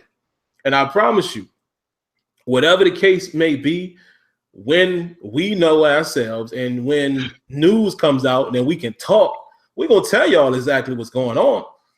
When everybody knows about it, y'all know how this goes. Probably May I'm sure that's going to be the first news. And then, EA Play, which I'll probably be, when all that stuff happens, we're going to tell y'all the real, like we always tell you. I'm going to be like, man, listen, I don't know. Or I'm going to say, yo, yeah, y'all should be excited. You know what I'm saying? We're going to tell you. But that's the question I have for myself. And like I said, in the near future, I'm sure we're going to find out. Y'all know how this game goes, so we could talk amongst each other. But that's a good question, though, Smitty, man. Like, who knows? Because the reason why I say this, Smitty, before you answer, that's a massive list for CFM. And we've seen this story play out before with multiple games. You just never know. You never know if, based on what Andrew Wilson is saying, you just never know what that entails. So what should we be expecting, man? Like Dad said, out of, do you think we're going to see a whole lot done to CFM? Do you think there might be some new aspect of CFM? Or is gameplay going to get a boost? Is gameplay going to not get a boost? What you think, man? Well, I mean, first things first, like what you guys were saying, like what Dez was saying as well, is the core gameplay. Because if the core gameplay isn't right, all these features and facets aren't really going to matter that much at all. So That's the one thing. But you talk about Frostbite and like what you were saying, like Dez was saying and like what other people are saying, what's supposed to happen? Well, my thing is this. Now, am I saying Madden 18, it has to be like this? No. But we need to start to see the headway. And it's I'm just going to go off of this here. As we remember the human intelligence element that was talked about in that Ignite. And they said players are alive and they're able to think, anticipate, and react to the position of their teammates, the opposition, and the scenario unfolding in the game. Mm-hmm. See what I'm saying? True player motion, biomechanics. Let's see here. The body's individual components have unique mass, resulting in the authentic reproduction of a player's body, weight, center of gravity, and momentum. Step-based locomotion, foot planting, pivoting, sidestepping are influenced by players' momentum in real time. They accelerate, evade, and shift momentum with agility and explosiveness of real-world athletes. I haven't seen any of that yet. None of it. So what's going to have to happen is this vision, or whatever the vision that is with Frostbite, This is gonna have to start coming into fruition. Gonna have to see that. So, and I mean, you got to stay consistent with it. Not 1 year we start and then it gets scrapped. Like, no. It has to be consistent. This is the end goal. Even if you don't get it year one, you got to keep at it. Because when we look at, and I wasn't even home. I wasn't able to watch the Twitch stream. I'll check it out later though, of that MLB The Show, because I want to hear what they talk about the AI, because they didn't scrap their AI and they didn't scrap their ball physics. They like we were still putting up videos on Sim Standard channel when they first introduced those ball physics in the show.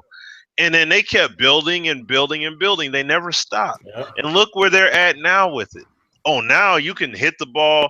The way the ball comes off the bat, you got tens and hundreds of thousands of possibilities now. Well, isn't that something? And look how much time it took them. You see what I'm saying? Like, it took them time, but just think if they did it for like a year or two and then quit and said, oh, well, this is what we're doing. Like, no, there has to be a route of consistency with these core gameplay elements in Madden, because all of this stuff talks directly to CFM. All of it. The way players move. Okay, I got to be mindful of how this guy moves. I got to be mindful of his intelligence. That's bringing, you're talking about pursuit, you're talking about play recognition, you're talking about awareness, all that stuff. Ball carrier vision. I mean, you don't control everybody, but I'm just saying from like a CPU perspective as far as that skill, that rating. But you get my point. Like, we need all of these things. And just like what my man was saying earlier, Matt was saying about the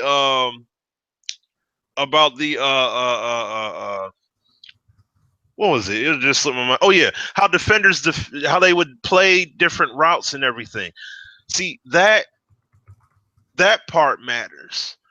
And when you put that human intelligence element into the fold with that, that's going to help with bringing that stuff out. Bring it all out more and more and more and more. Now, of course, it takes time to do it, but we need to see you start to progress toward that. Just like this vision with CFM. This is a blueprint right here, but we're talking about maybe like a good 2-3 years time for them to build it out like that. Yeah, all of that stuff. Yeah. So I'm fine with that, but this is my whole point, is let me see that progression, building it out. Keep on building on it. If there are things that can be added during the course of the year, I know people complain about Ultimate Team and, oh, they added this, they need to do that in CFM. It may not work the exact same way. So that's why it may be harder to do that direct implementation. But I get the point. I get the gist of it. This is the kind of stuff that we need to see happening progressively with CFM. We need to see these chunks being done, and that add that valuable depth to that mode, because that's the main thing. You have this valuable depth given with Ultimate Team because you got all these new cards. Something happened in the NFL and you got a new card for it. Super Bowl just happened. Now you got these Super Bowl edition cards, and you can take your team to the Super Bowl and play through and all that. Like, see, stuff like that, that's fine. But give that drop on the front end when the game first ships for CFM, and we're like, we cool. We good. Now, let's build on that. Let's do this, that, and the third. See what I'm saying? But I mean, now me talking about the Ignite stuff in terms of Madden, that's something, like I said, I need to start to see it. I'm not saying Madden 18, it needs to be there. It would be nice if it could, but excuse me. Pay attention to what Sim basically said. It's like what FIFA 16 was. Yeah, they had the upgrades as far as gameplay wise that they had, but it wasn't this huge jump as far as, this is a completely different game now because it's on Frostbite. Like, no, it wasn't like that. Visually, it looked nice. Yeah, you had some great visuals, but there's going to be more to it. Now, year 2, I wonder, are they going to start to see that bigger jump? You know what I'm saying? That would be the next thing. And I mean, with Madden, it's the same kind of deal. Seeing that progressive jump, like they're coming over this year. And remember, for those that, because I know Rex was basically questioned about it at EA Play last year because they hinted when they first brought up FIFA, and then they talked about it would happen for other franchises in the future. Rex was questioning in terms of like development wise, would that change how you guys would develop the game as far as where you would be on track with things? Would things change? And he pretty much said no. So whatever it is that they had intended, that stuff is pretty much going to be intact. That's very important. Very important to note these things. I didn't mean to cut you off, Smith. I'm gonna come right back to you. Cool. But you cool. Y'all have to pay attention to the stuff that they say because, strangely enough, Rex and Clint generally tell you exactly what's going on. They don't hold nothing back. If you listen to them, it's very important to pay attention to that because then, and I think guys like Dez is starting to get it. You know what I mean? I don't mean starting to get it like he didn't get it, but what I'm saying is you have guys like that and your NY Kids of the world and the DJ 81s of the world, like guys that see it. They can see it with the third eye, like, okay, you know what I'm saying? So that's important. Pay attention to what they're telling you and then always pay attention to what we end up telling you once information is out because we're going to always tell you what's happening. Yeah. Go ahead, Smitty.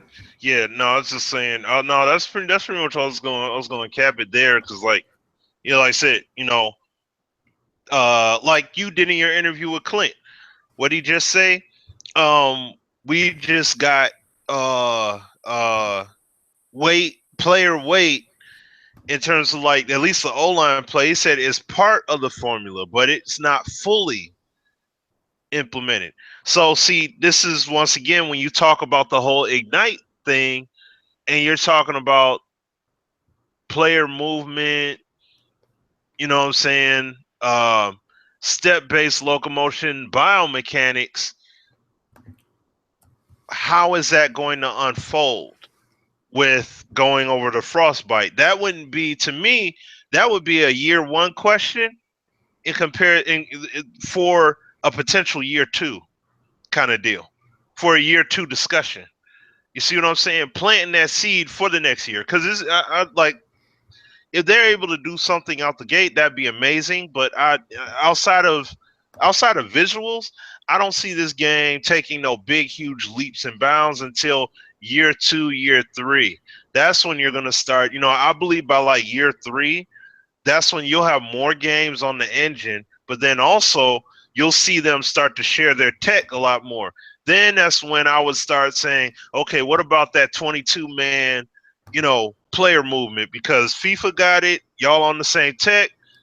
How long would that take to happen to be a reality? You see what I'm saying? Like that's when those kind of questions will really come in where I'm really, we as a community, but also us on the inside would be like, okay, look, y'all got this from here, you got that from there. How can this be possible? How can we make this thing real? You know what I mean? What's realistic that can be done here within a realistic time frame that you guys have?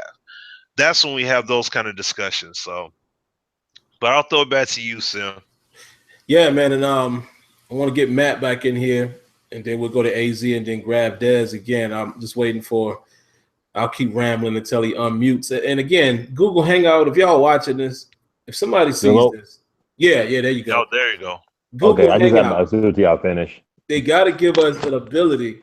Give me the ability to mute and unmute as freely, because this is ridiculous. Like, and just like Matt was saying earlier, sometimes you pressing the button and it don't work.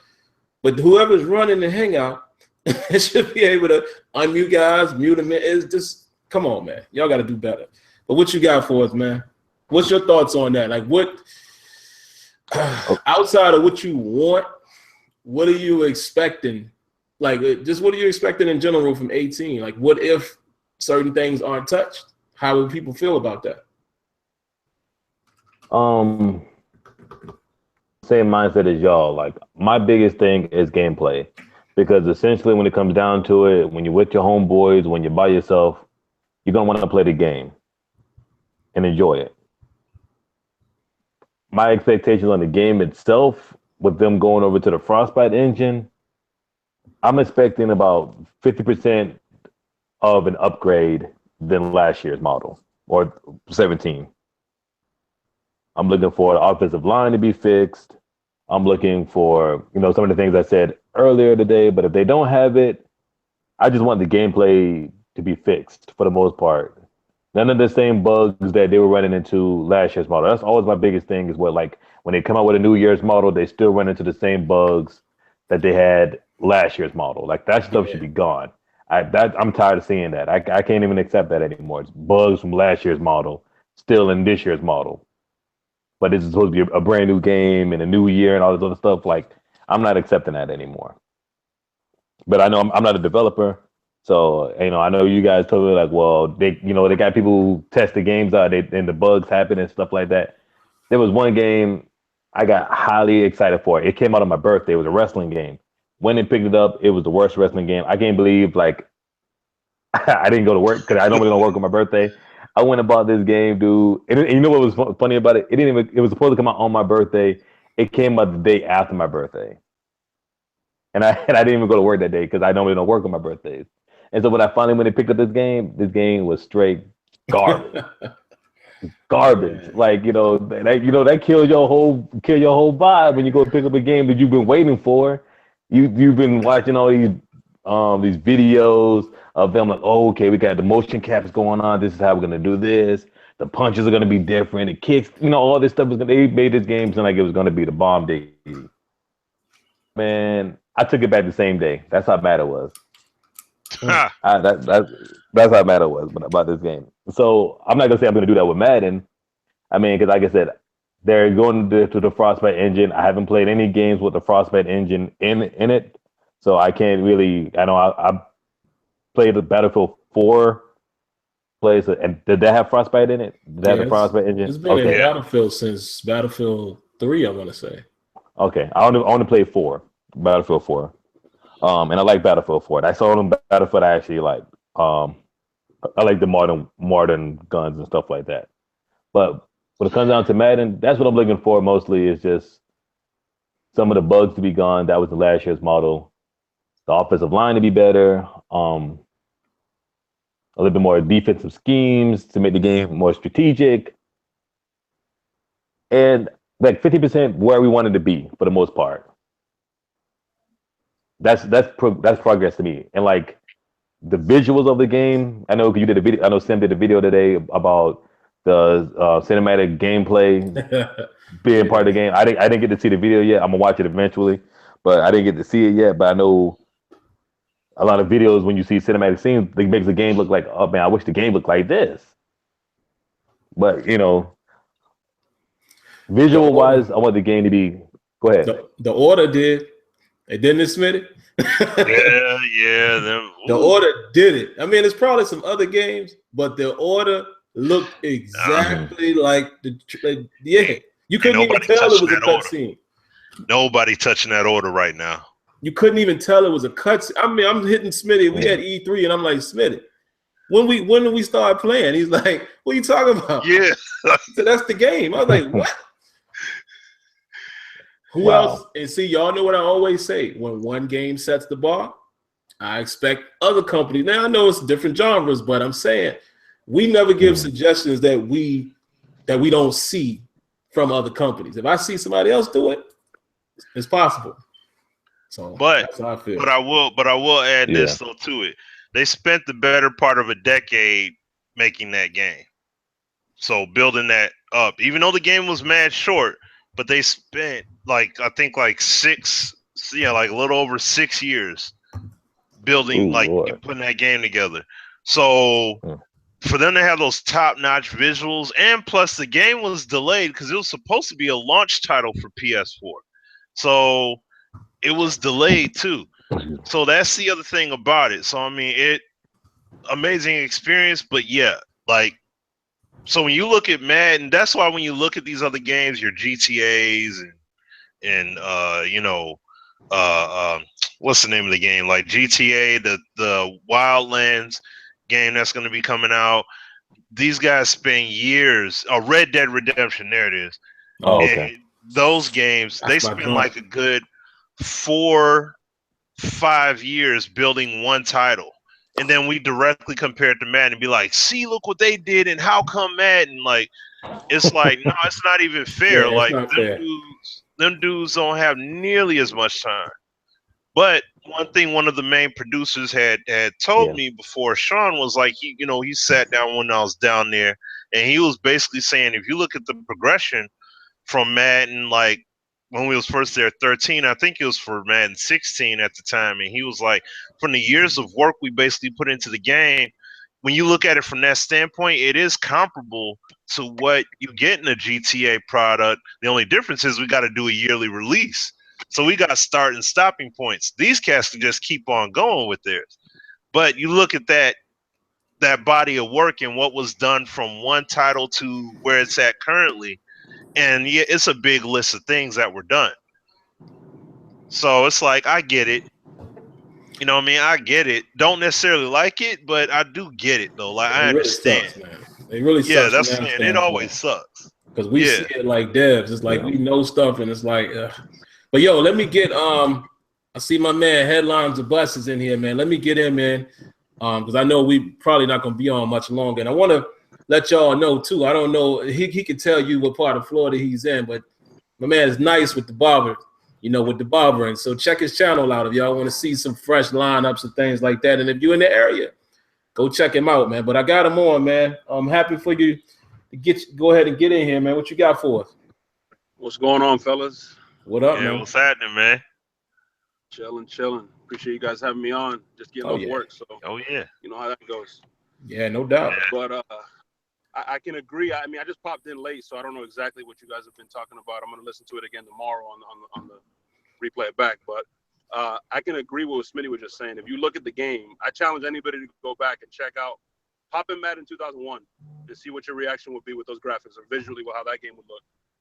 I think it's just because it's a yearly release, it gets kind of watered down, but it is comparable, like you said, in reference to what they've done from one title to all the way to now. And I remember us talking and me listening to the show and being excited about the possibilities of the Frostbite engine and if they would do it or they wouldn't do it, and now they're going to do it. So people are just patient. It's hard to ask people to be patient. I understand. I don't even want to be patient anymore. I'm tired of waiting, quite frankly. But it's hard, man. The possibilities are great. I remember, Smitty, you talking about, man, how incredible would it be if they can do the dynamic weather? How crazy would it be if they can add the Frostbite engine and do the dynamic weather and stuff like that? And now these things are possible. So let's just hold on a little longer. Yeah, man. Yeah. What you got as far as, was there anything in regards to the CFM stuff that you wanted to speak on? I didn't want to really speak on it. This is kind of a new format for me. I'm used to the old way. Gotcha. You call in, drop a question, and pop out. So this is a little unique for me, but kind of cool. But I just wanted to ask a question and then kind of pop out and oh yeah. Go ahead, man. But and it's been something that I've always wanted to ask, but it's just one of those things that I just always forget because it's never on the front burner. But why is it, or why can't they implement something? It comes up every year in my CFM. We got 28 users. Why can't I, if you're in my league, Smitty, or Sim, if I want to lab with you or just kick it and just play a game with the team that I've created that I took 10 years to build, why can't I pop into CFM and play you in a friendly match? You feel me? Like, if I want to pop in and play you right now, and we're in the same league, and we 10 years, I've drafted a quarterback, and I got this free agent, and I built my team exactly the way I wanted to run, the way, a system or a scheme, the way I want to run it. And then we play, and I got to play with the stock rosters instead of, you understand what I'm saying? Oh yeah. And I know. Why can't we just play a pickup game? Like, just a pickup game. That's normal.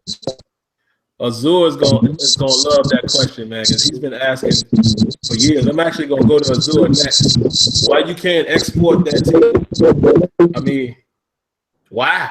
That's a question we continue to ask as well. But yeah, man, like you said, if you just want to listen for the rest of the time, we're not gonna be here much longer. I'm gonna go back to Azure, go back to Dez, and then I'll give my closing thoughts as far as just letting people know about Frostbite a definitely little appreciate bit. y'all's time. Yeah, man. To all yeah. y'all out there, go check out Christian Perez on YouTube. I got some sick barbering tutorials, and as always, I appreciate the time. I appreciate everything you guys do for the community. Yo, where you located though? The Let game them know. itself. Let them know where Let's you keep at in moving it Florida, forward. man. Let them know exactly where you located at out there. Oh yeah, I'm in Tampa, Florida. I'm at Headlines Barbershop. I'm the owner. I own 6 locations. I'm very blessed to open up six locations. And this year, God willing, I'm opening my 7th location. So we have an application you can download in the App Store. Just search Headlines, not Headliners. We get confused with headliners all the time. Headlines, like newspaper headlines, on the App Store, and all of the information in reference to the locations is on there. You can even make an appointment right through your phone. Oh, see, there you go. That's what's up, man. Well, we're gonna send you Streamlined, off. easy. It's We're gonna send you off 2017, with fellas, a. we want to make it easy for you guys. Oh yeah, we're gonna send you off with a round of applause. Big ups to you, man. Owning your own shop, and let's just say you got 7. We're not even gonna say it's gonna happen. Appreciate that. No doubt, man. So we appreciate you coming in, man. So let me go ahead and grab Azure. Go ahead, man. I already know what you're gonna say about what he said about that team, bro. Yeah, man, it's something I've been asking for a while. Like, why can't I export my team and play against, just play now, or like he said, just play like a friendly match within a CFM of Right. Let's just scrimmage. Let's take our teams and, I'm trying to get ready for this week's opponent, but I don't have any down. I mean, I don't have no game to play right now. Let's just scrimmage. So, as far as my expectations for 18, man, they're very low. Just because of what's been said and what I've seen from games going over the Frostbite. Smitty has unfortunately laid out pretty much the game plan of year 2 and 3 will probably be the best, versions that we'll see. Like year 1 will be rough, or if not rough, we just did this, we didn't lose anything, but the graphics are great, blah blah blah. I think that's going to be the spill. But like I said last week, I'd rather them under promise and over deliver. Don't sell me a whole bunch of pipe dreams. Just do what you intend to do and try to sprinkle a little bit more than we had originally. I'm expecting gameplay to be better, especially defensively, with what we know Anthony or A-Dub to be working on, and hopefully that stuff gets in, because I felt defensively at launch the game was great. I saw players reacting, and Sim and Smitty can tell you this. In the beta, we even saw it. Like, look how he plays the zone. Like, and that stuff kind of went away. That stuff kind of went away. I would love for them to have an open beta, honestly. Yeah. Because to me, the more you open it up, the more you can find. Because honestly, I told this to somebody, I don't think they find enough stuff until the game actually goes public. Not to say that their Q&A is not good, but Q&A can only find so much. You know what I mean? And it's always good to get a separate pair or a new pair of eyes on your game to say, okay, why y'all hadn't fixed this? And they're like, oh, you're looking at it 1,000 times a day, and it just becomes mundane to you. To whereas a fresh new pair of eyes comes in and be like, yo, what's up with this? And you be like, oh, you know what? We need to fix that. I've been overlooking it. It's something that needs to be addressed. So with the open beta, I would love to see that, happen. But as we know with EA, they keep stuff from the wraps. And, probably NFL probably doesn't allow them to go before or precede an NFL season. But I don't know. My expectations are low, but under promise, over deliver. That's what I think. Yeah, it's interesting with that beta, and I'm gonna throw it to Dez, and then we'll wrap up. But my thing is, man, there were people that weren't game changers that were a part of it. I'm not gonna say names. I think they've said it themselves, but I don't know if it's because they develop good relationships with the devs, but I definitely feel like it should be a little more people because, like you said, and Matt said it a little earlier, it's impossible to catch all the bugs. And really, from our experience, it ain't even about catching bugs. Sometimes it's just bugs they can't fix at the moment. How many times have we heard that? So it's not always that they missed something, is they just they can't fix it. Either they don't have time or it takes more research. Because think about patches, right? It'll be a list of things that we think is wrong, and then the patch comes out. What do you think they address? They address what they can fix. Some stuff take a little longer. Because there's still stuff in Madden 17 right now that I spoke on all the way back in the beta. How many times have y'all seen this? Your guy's on a streak. You throw it up. He got his man beat. What does he do if you don't take control of him? He possession catches it. He falls to the ground. I pointed that out in June. I was like, yo, what's up with that? Because an Antonio Brown, for instance, he's not possession catching that. His man is behind him. It was a bug. Apparently, they couldn't fix it because it's still there at times. So I don't know, man. But Des, man, definitely, give us what you got real quick. And I'll go ahead and give you guys my thoughts and expectations. Yeah, man.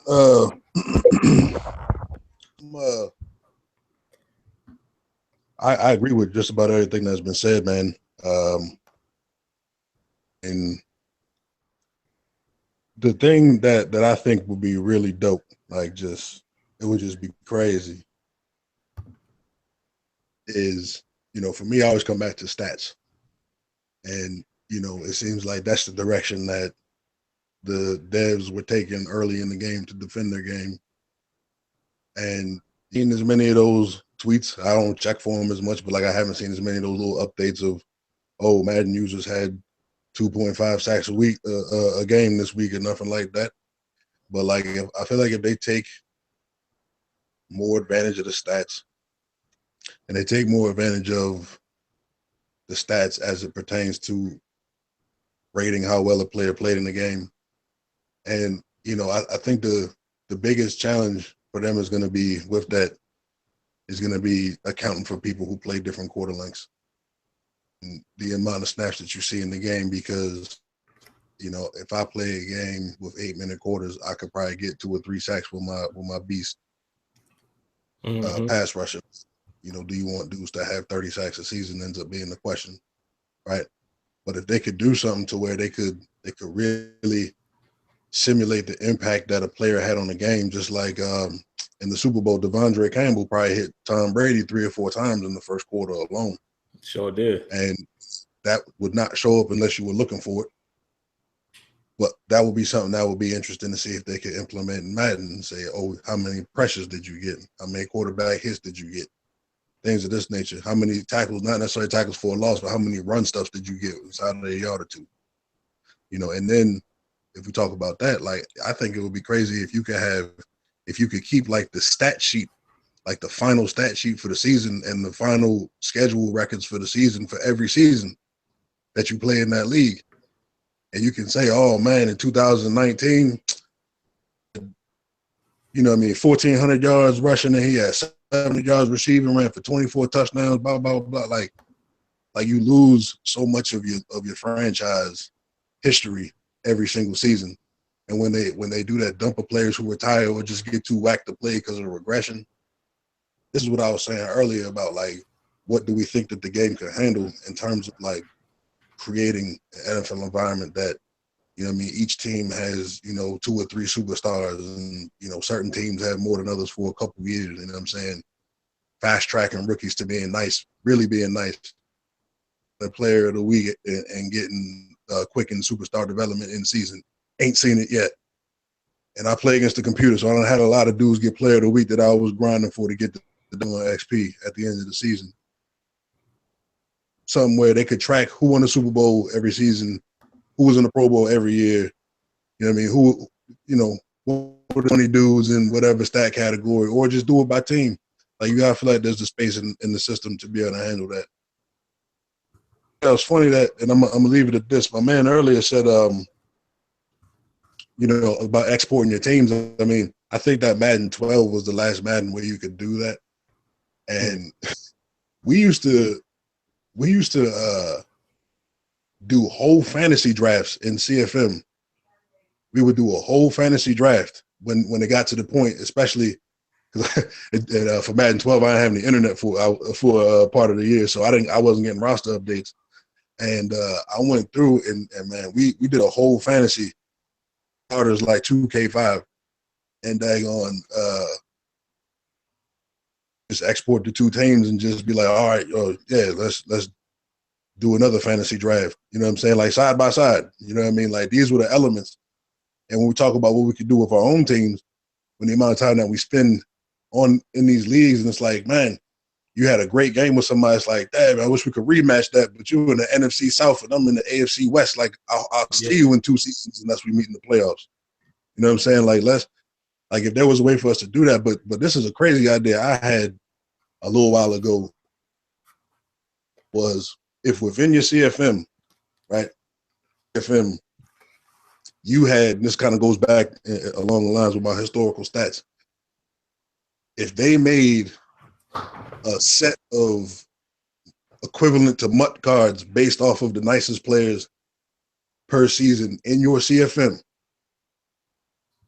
and they gave you a CFM MUT spinoff that was connected to the history of your particular CFM, or maybe even a draft champion situation, and the only people who could play in it are the people who are in that league.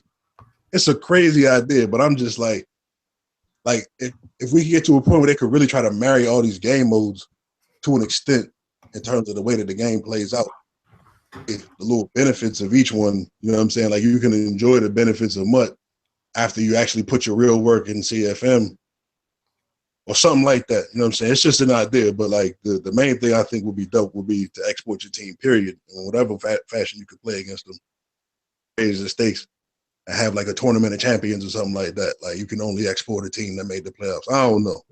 But man, I appreciate y'all letting me jump in with y'all, man. Y'all enjoy y'all evenings before you wrap this up, man.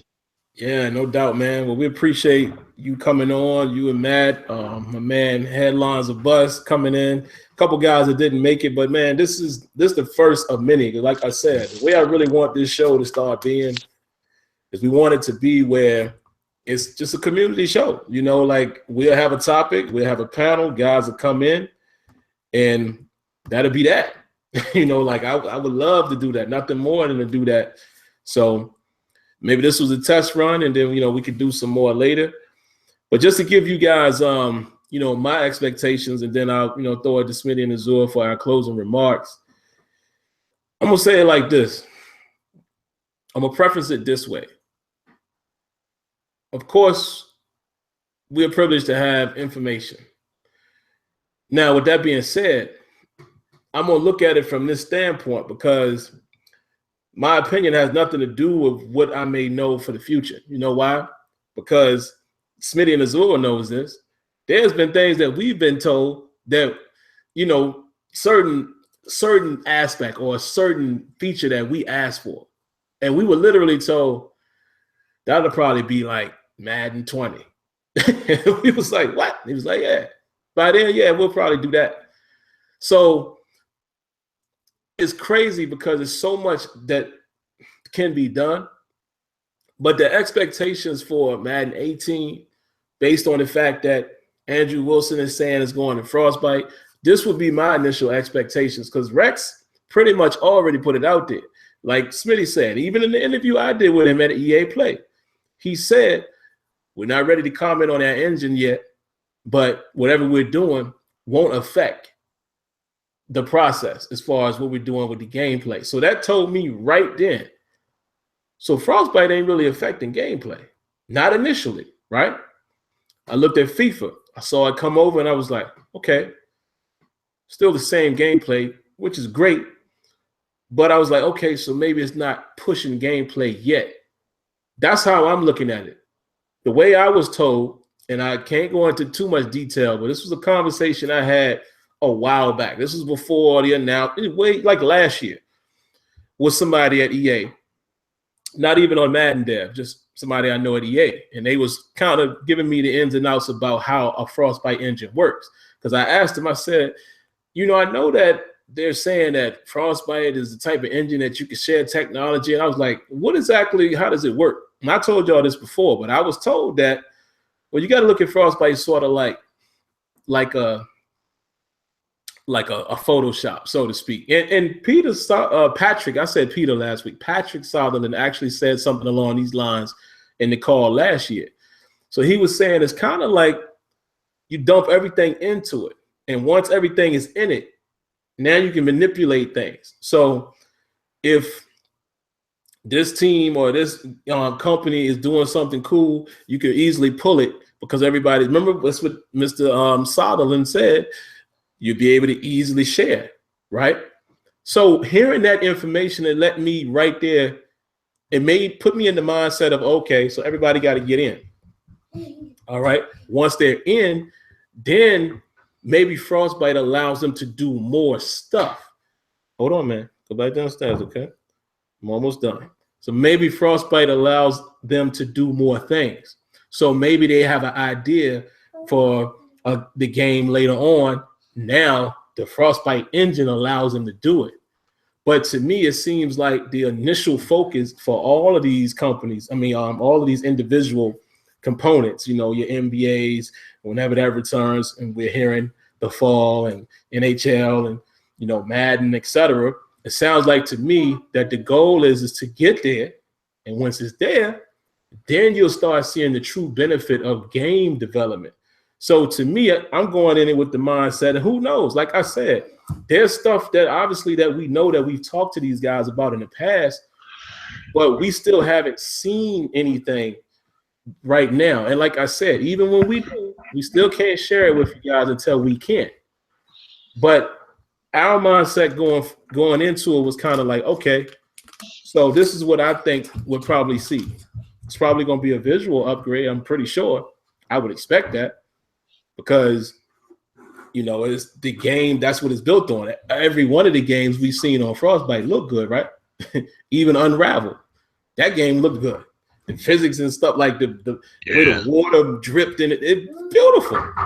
What was that other game? Mirror's Edge. I mean, all of these games. So I'm expecting visually it's going to look great. I'm also expecting gameplay things like hopefully DB assignments.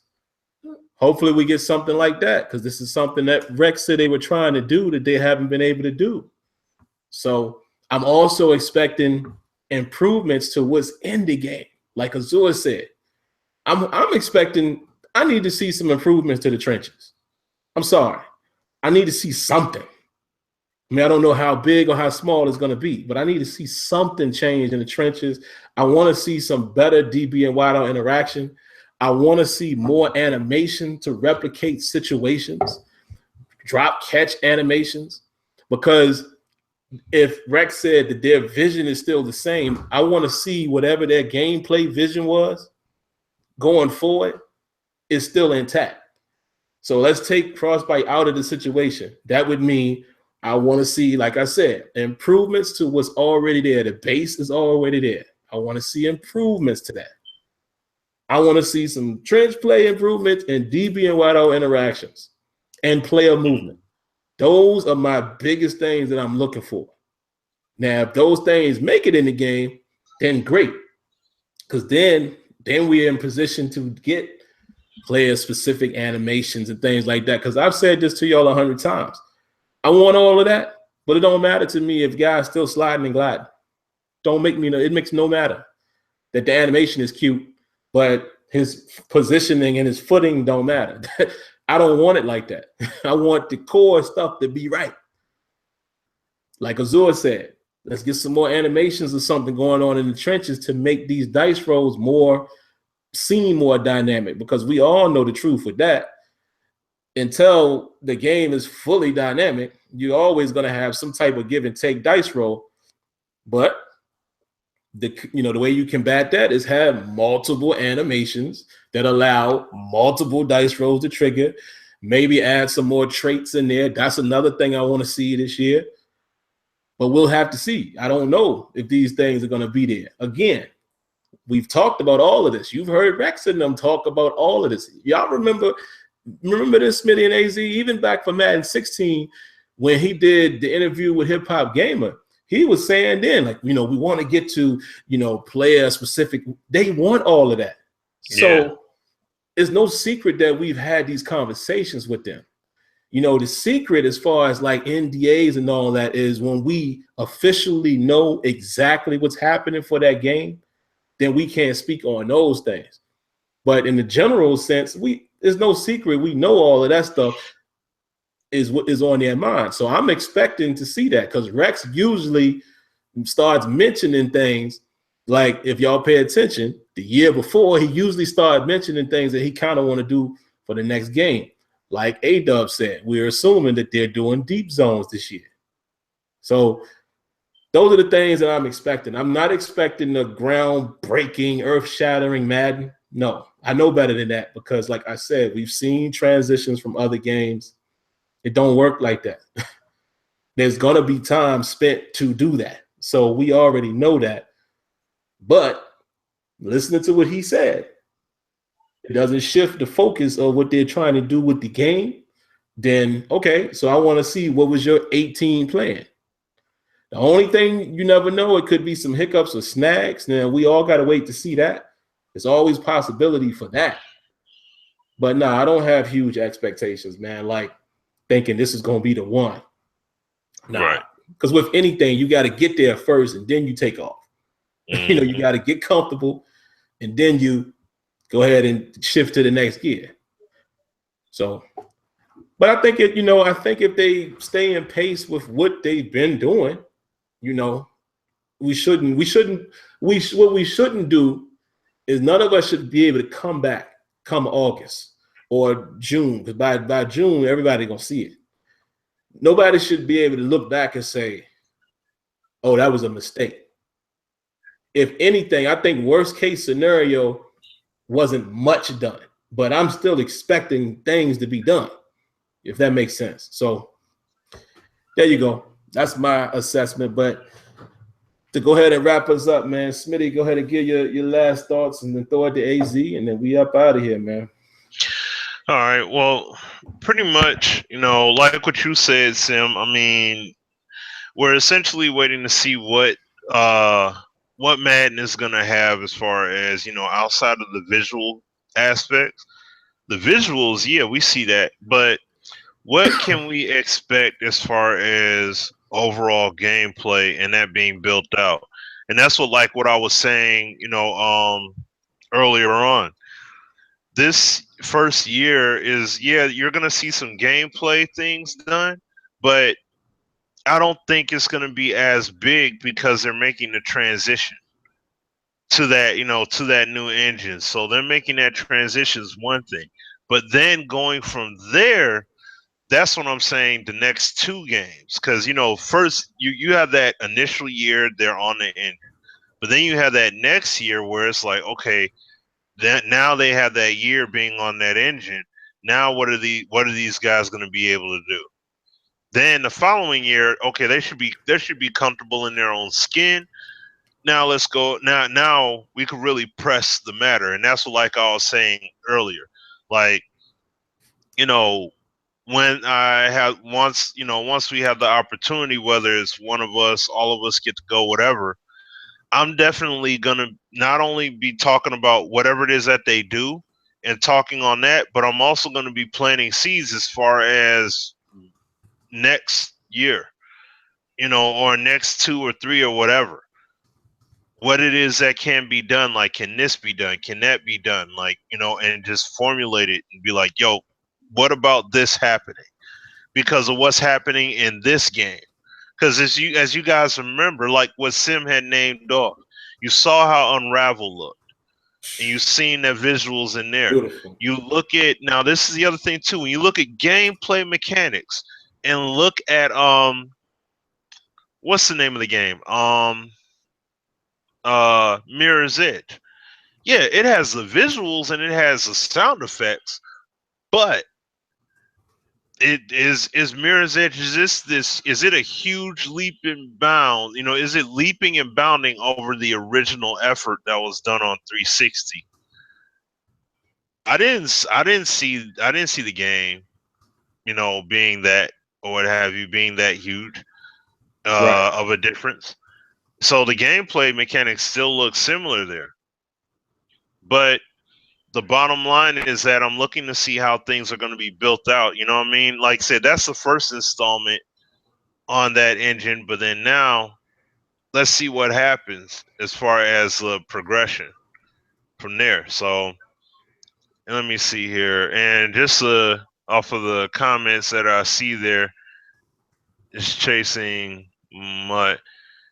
Okay. Well, I mean, you know, everybody has their own view in terms of how they choose to view things But as far here's as the what's thing, happening. Smitty. I was about to text this out, but I might as well say it, you know, before we go to AZ. This is the truth that everybody always forgets. And for some reason, it seems like we got to keep reminding people. Did we not say 4 years ago, Madden is behind? Madden is behind every one of these games that we talk about. They're behind MLB. They are behind FIFA. They are behind NHL. They're behind 2K. Even though 2K has had the same problems for years, they're still behind them. So the fact of the matter is, this is a fact that you can never avoid. Smitty has beat this point home. Consistent development, consistency in your team. I don't think anybody here, and the reason why I'm sounding like this is because, like I said, if we're going to be a strong movement, we got to be smarter about it. Like we can't keep going about they just talk. What's the point of even being down with this movement if you're going to have those thoughts? My advice, don't waste your time. Let it go. And just like my man's here just put, like, if he typed all the issues wrong with Madden, okay, that's cool. Now you just heard the announcement today about 2K and the whole eLeague, right? You heard that big old eLeague thing, and you see how people are buzzing and going wild off of that. 2K's got so many issues with their online play right now. All of these games, that's just online only. We didn't talk about just your general core gameplay issues either. We didn't talk about that. So that game is broken by a lot of people's standards, and they still play it anyway, but they still talk about how broke the game is. And I guarantee you there are people that talk. Matter of fact, my dude Mo, he was talking about MLB The Show, how they said he wasn't sure that they fixed the bunt exploit when it comes to bunting in MLB The Show 17. See, this is what I'm talking about. You see what I'm saying? Like, all of these games, and Sim just said it, they're all going to have shortcomings. There's always going to be something to hang on to.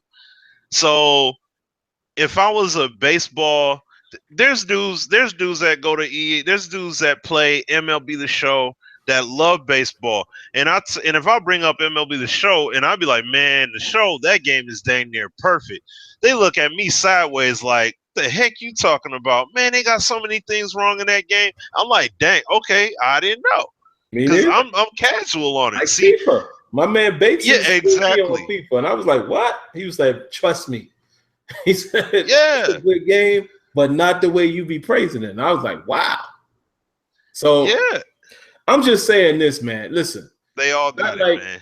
It's not like you can't have opinion. I'm just saying. My man wrote in here. Why is it always talk about what's wrong instead of talking about solutions? Everybody knows the game is wrong. Things that are wrong. The devs even know that. Like, we should be so past that. But we have to acknowledge Madden is behind. And this is the funny thing. You know why me and Smitty and Azure don't get overly crazy? Because believe it or not, and this is something that some of y'all don't even know. Madden has so many things that's wrong with it. We know what it's going to take. Like, we literally know how long you see how easy Smitty was able, and Azure was able to say, well, shoot, man, Smitty just outlined it. That's going to be about 2 or 3 years. He ain't just saying that. We know that with the state that Madden is in, and the devs literally telling you, look, we got a whole lot of old stuff we got to rip out, and then we got to rebuild, and then we got to they have told you why it's taking so long. That's the thing. we can't get caught up in, well, why can't they? Why? We know why. They've already stated it. Now, here's a true fact. It still comes down to whoever's above those guys that has to allow them to attack certain things. So that's all I'm saying. I don't want to hear within this community. I'm just not going to be on your side if I hear you say stuff like, oh, the devs, this and that, they don't care, they lazy. Bruh, we passed all of that. I think everybody in here should know that ain't the case. Now, let's go after EA. Take that energy and go after corporate. Let's show them why they need to stop playing. You know what I mean? Like, use that energy and go after the right people. That's all I'm saying. I'll say this last thing, what my man just brought up there in the comment section about bringing up 2K. Just like you said last week, there's nothing wrong with bringing up 2K if there's valid reference points. You know what I mean? Like, one point I didn't get to make when Dez was talking about it, and even when Matt was talking about it, was coaches. Coaches actually have value, meaning that they actually have specific game plans when it comes to how they play offense and how they play defense. When you pick their coach profile, so their play calling, there was a difference in it. That's what I'm saying. Madden, too much placeholder stuff going on in the game. There needs to be some depth in terms of not just, well, this is Jim Caldwell's playbook. This is so-and-so's playbook. This is Pete Carroll's playbook. This is Coach Kubiak's playbook. This is like, no. It needs to go beyond that. And it needs to be what percentage does he use this particular formation on defense, this on offense? What about in deep, short yardage situations, third down situations? Like, there needs to be more depth to the coach by itself. You see what I'm saying? That kind of stuff isn't there. And see that's what I'm saying. Like, there's nothing wrong with bringing it up 2K5, and we're not saying, that's why we say you can play whatever game, whatever the heck you want to play. I don't care what game you want to play. Great reference point. But these are the kind of things that we say, yo, look what this game has. Bet we need to have that in Madden because it adds that depth that we need. Just like when my man Matt was talking about injuries and stuff, and you can rehab those players in like during that week to try and get them, accelerate their time to get back to the field. Now, if you used a very aggressive rehab method and it can hurt them, you can either run the risk of injuring them even more severely, or it'll, the risk will pay off and that'll reduce that injury timetable. Like, that was the kind of cost, that risk reward kind of deal you had in 2K. That's the kind of stuff that we need. Do what you feel like doing with your team and build them up accordingly. You know what I mean? So that's all I'm just saying. Like, in terms of a movement, just like what Shop talk about, CFM movement, it's movement. You got to bring something valuable to the table and keep bringing that to the table and push forward. Just sitting there and saying, well, the game's got issues. Every game's going to have issues. That's a given. Talk about the issues and push forward. That's what we do. I talk about the issues, but I also offer solutions for it. Okay, this is a problem with players sliding all over the field. Well, hey, look what NHL, like, I bring up examples by using other games and show it to them. And then when I get to go to the studio, I tell them about it, even though I may have already emailed them about it. I still tell them, and I still talk to them about it. Like, I'm like, yo, look, this is what NHL has. This is what FIFA has. What would it take, especially seeing that you guys are on this engine, how long would it take for you guys to be able to potentially, like, replicate what's done in FIFA in terms of player movement? Or better yet, what about you get UFC on Frostbite? What about using their foot plant technology and using that for your player movement? Like, would that be a future possibility? And see, when I bring up and see, those are the kind of questions I ask, and I already know I'm talking about something maybe 2-3 years down the line. I'm not bringing that up to say next year, that's got to happen, or this cycle. Like, no, when I first went down there, yeah, that's how that was my mindset. Right now, they'll be able to do it, but no, it doesn't work that way. So, but I'll throw it to AZ, man. Give it to him because I know, so then he can close everything out. But just wanted to touch on that because we got to keep this moving on track, man. Yeah, man. Nah, great show from all the participants and people who, came in and hung out with us. We love this format. We love to talk to the community. I always say this. There's no perfect people. There will never be a perfect game. So, stop expecting perfection. But what we can do is push for excellence and the pursuit of perfection.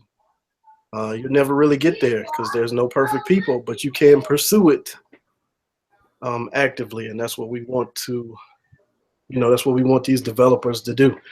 I'll take it a step further. I want to see coordinators and position coaches in the game because, that adds another layer of strategy of, I won the Super Bowl. Now people want to hire my offensive coordinator. You have that kind of stuff with the chemistry and Mutt, and you can take that and layer it into CFM. And, now we talking strategy on the staffing side. So there's so much they can do with CFM, man. I just hope, and we will continue as a community to push them. But let's make, like Smitty said, if you see a problem, let's find a solution. Not just talk about the problem. Let's offer a solution and a way to do it. Because one of the things that Clint does is, like we came to him with we want defensive line controls to be, on the analog. Okay, well, he'll be like, with our current design layout, how would you, map each movement? And if you're able to draft that up and present it to him, then he can present it to his bosses or, take it and run with it from his experience and his knowledge. So, we need that kind of stuff and we need that kind of interaction. So continue to be positive and, have an optimistic outlook, but at the same time, hold people accountable. If Rex says something and they don't deliver on it, hold them accountable. Because that's the only way we can get anywhere is in games and in just life, period. Even talking about holding politicians accountable. You know what I'm saying? So, great show. I'll throw it back to Sim so he can close it out. Yeah, this was a great one, man.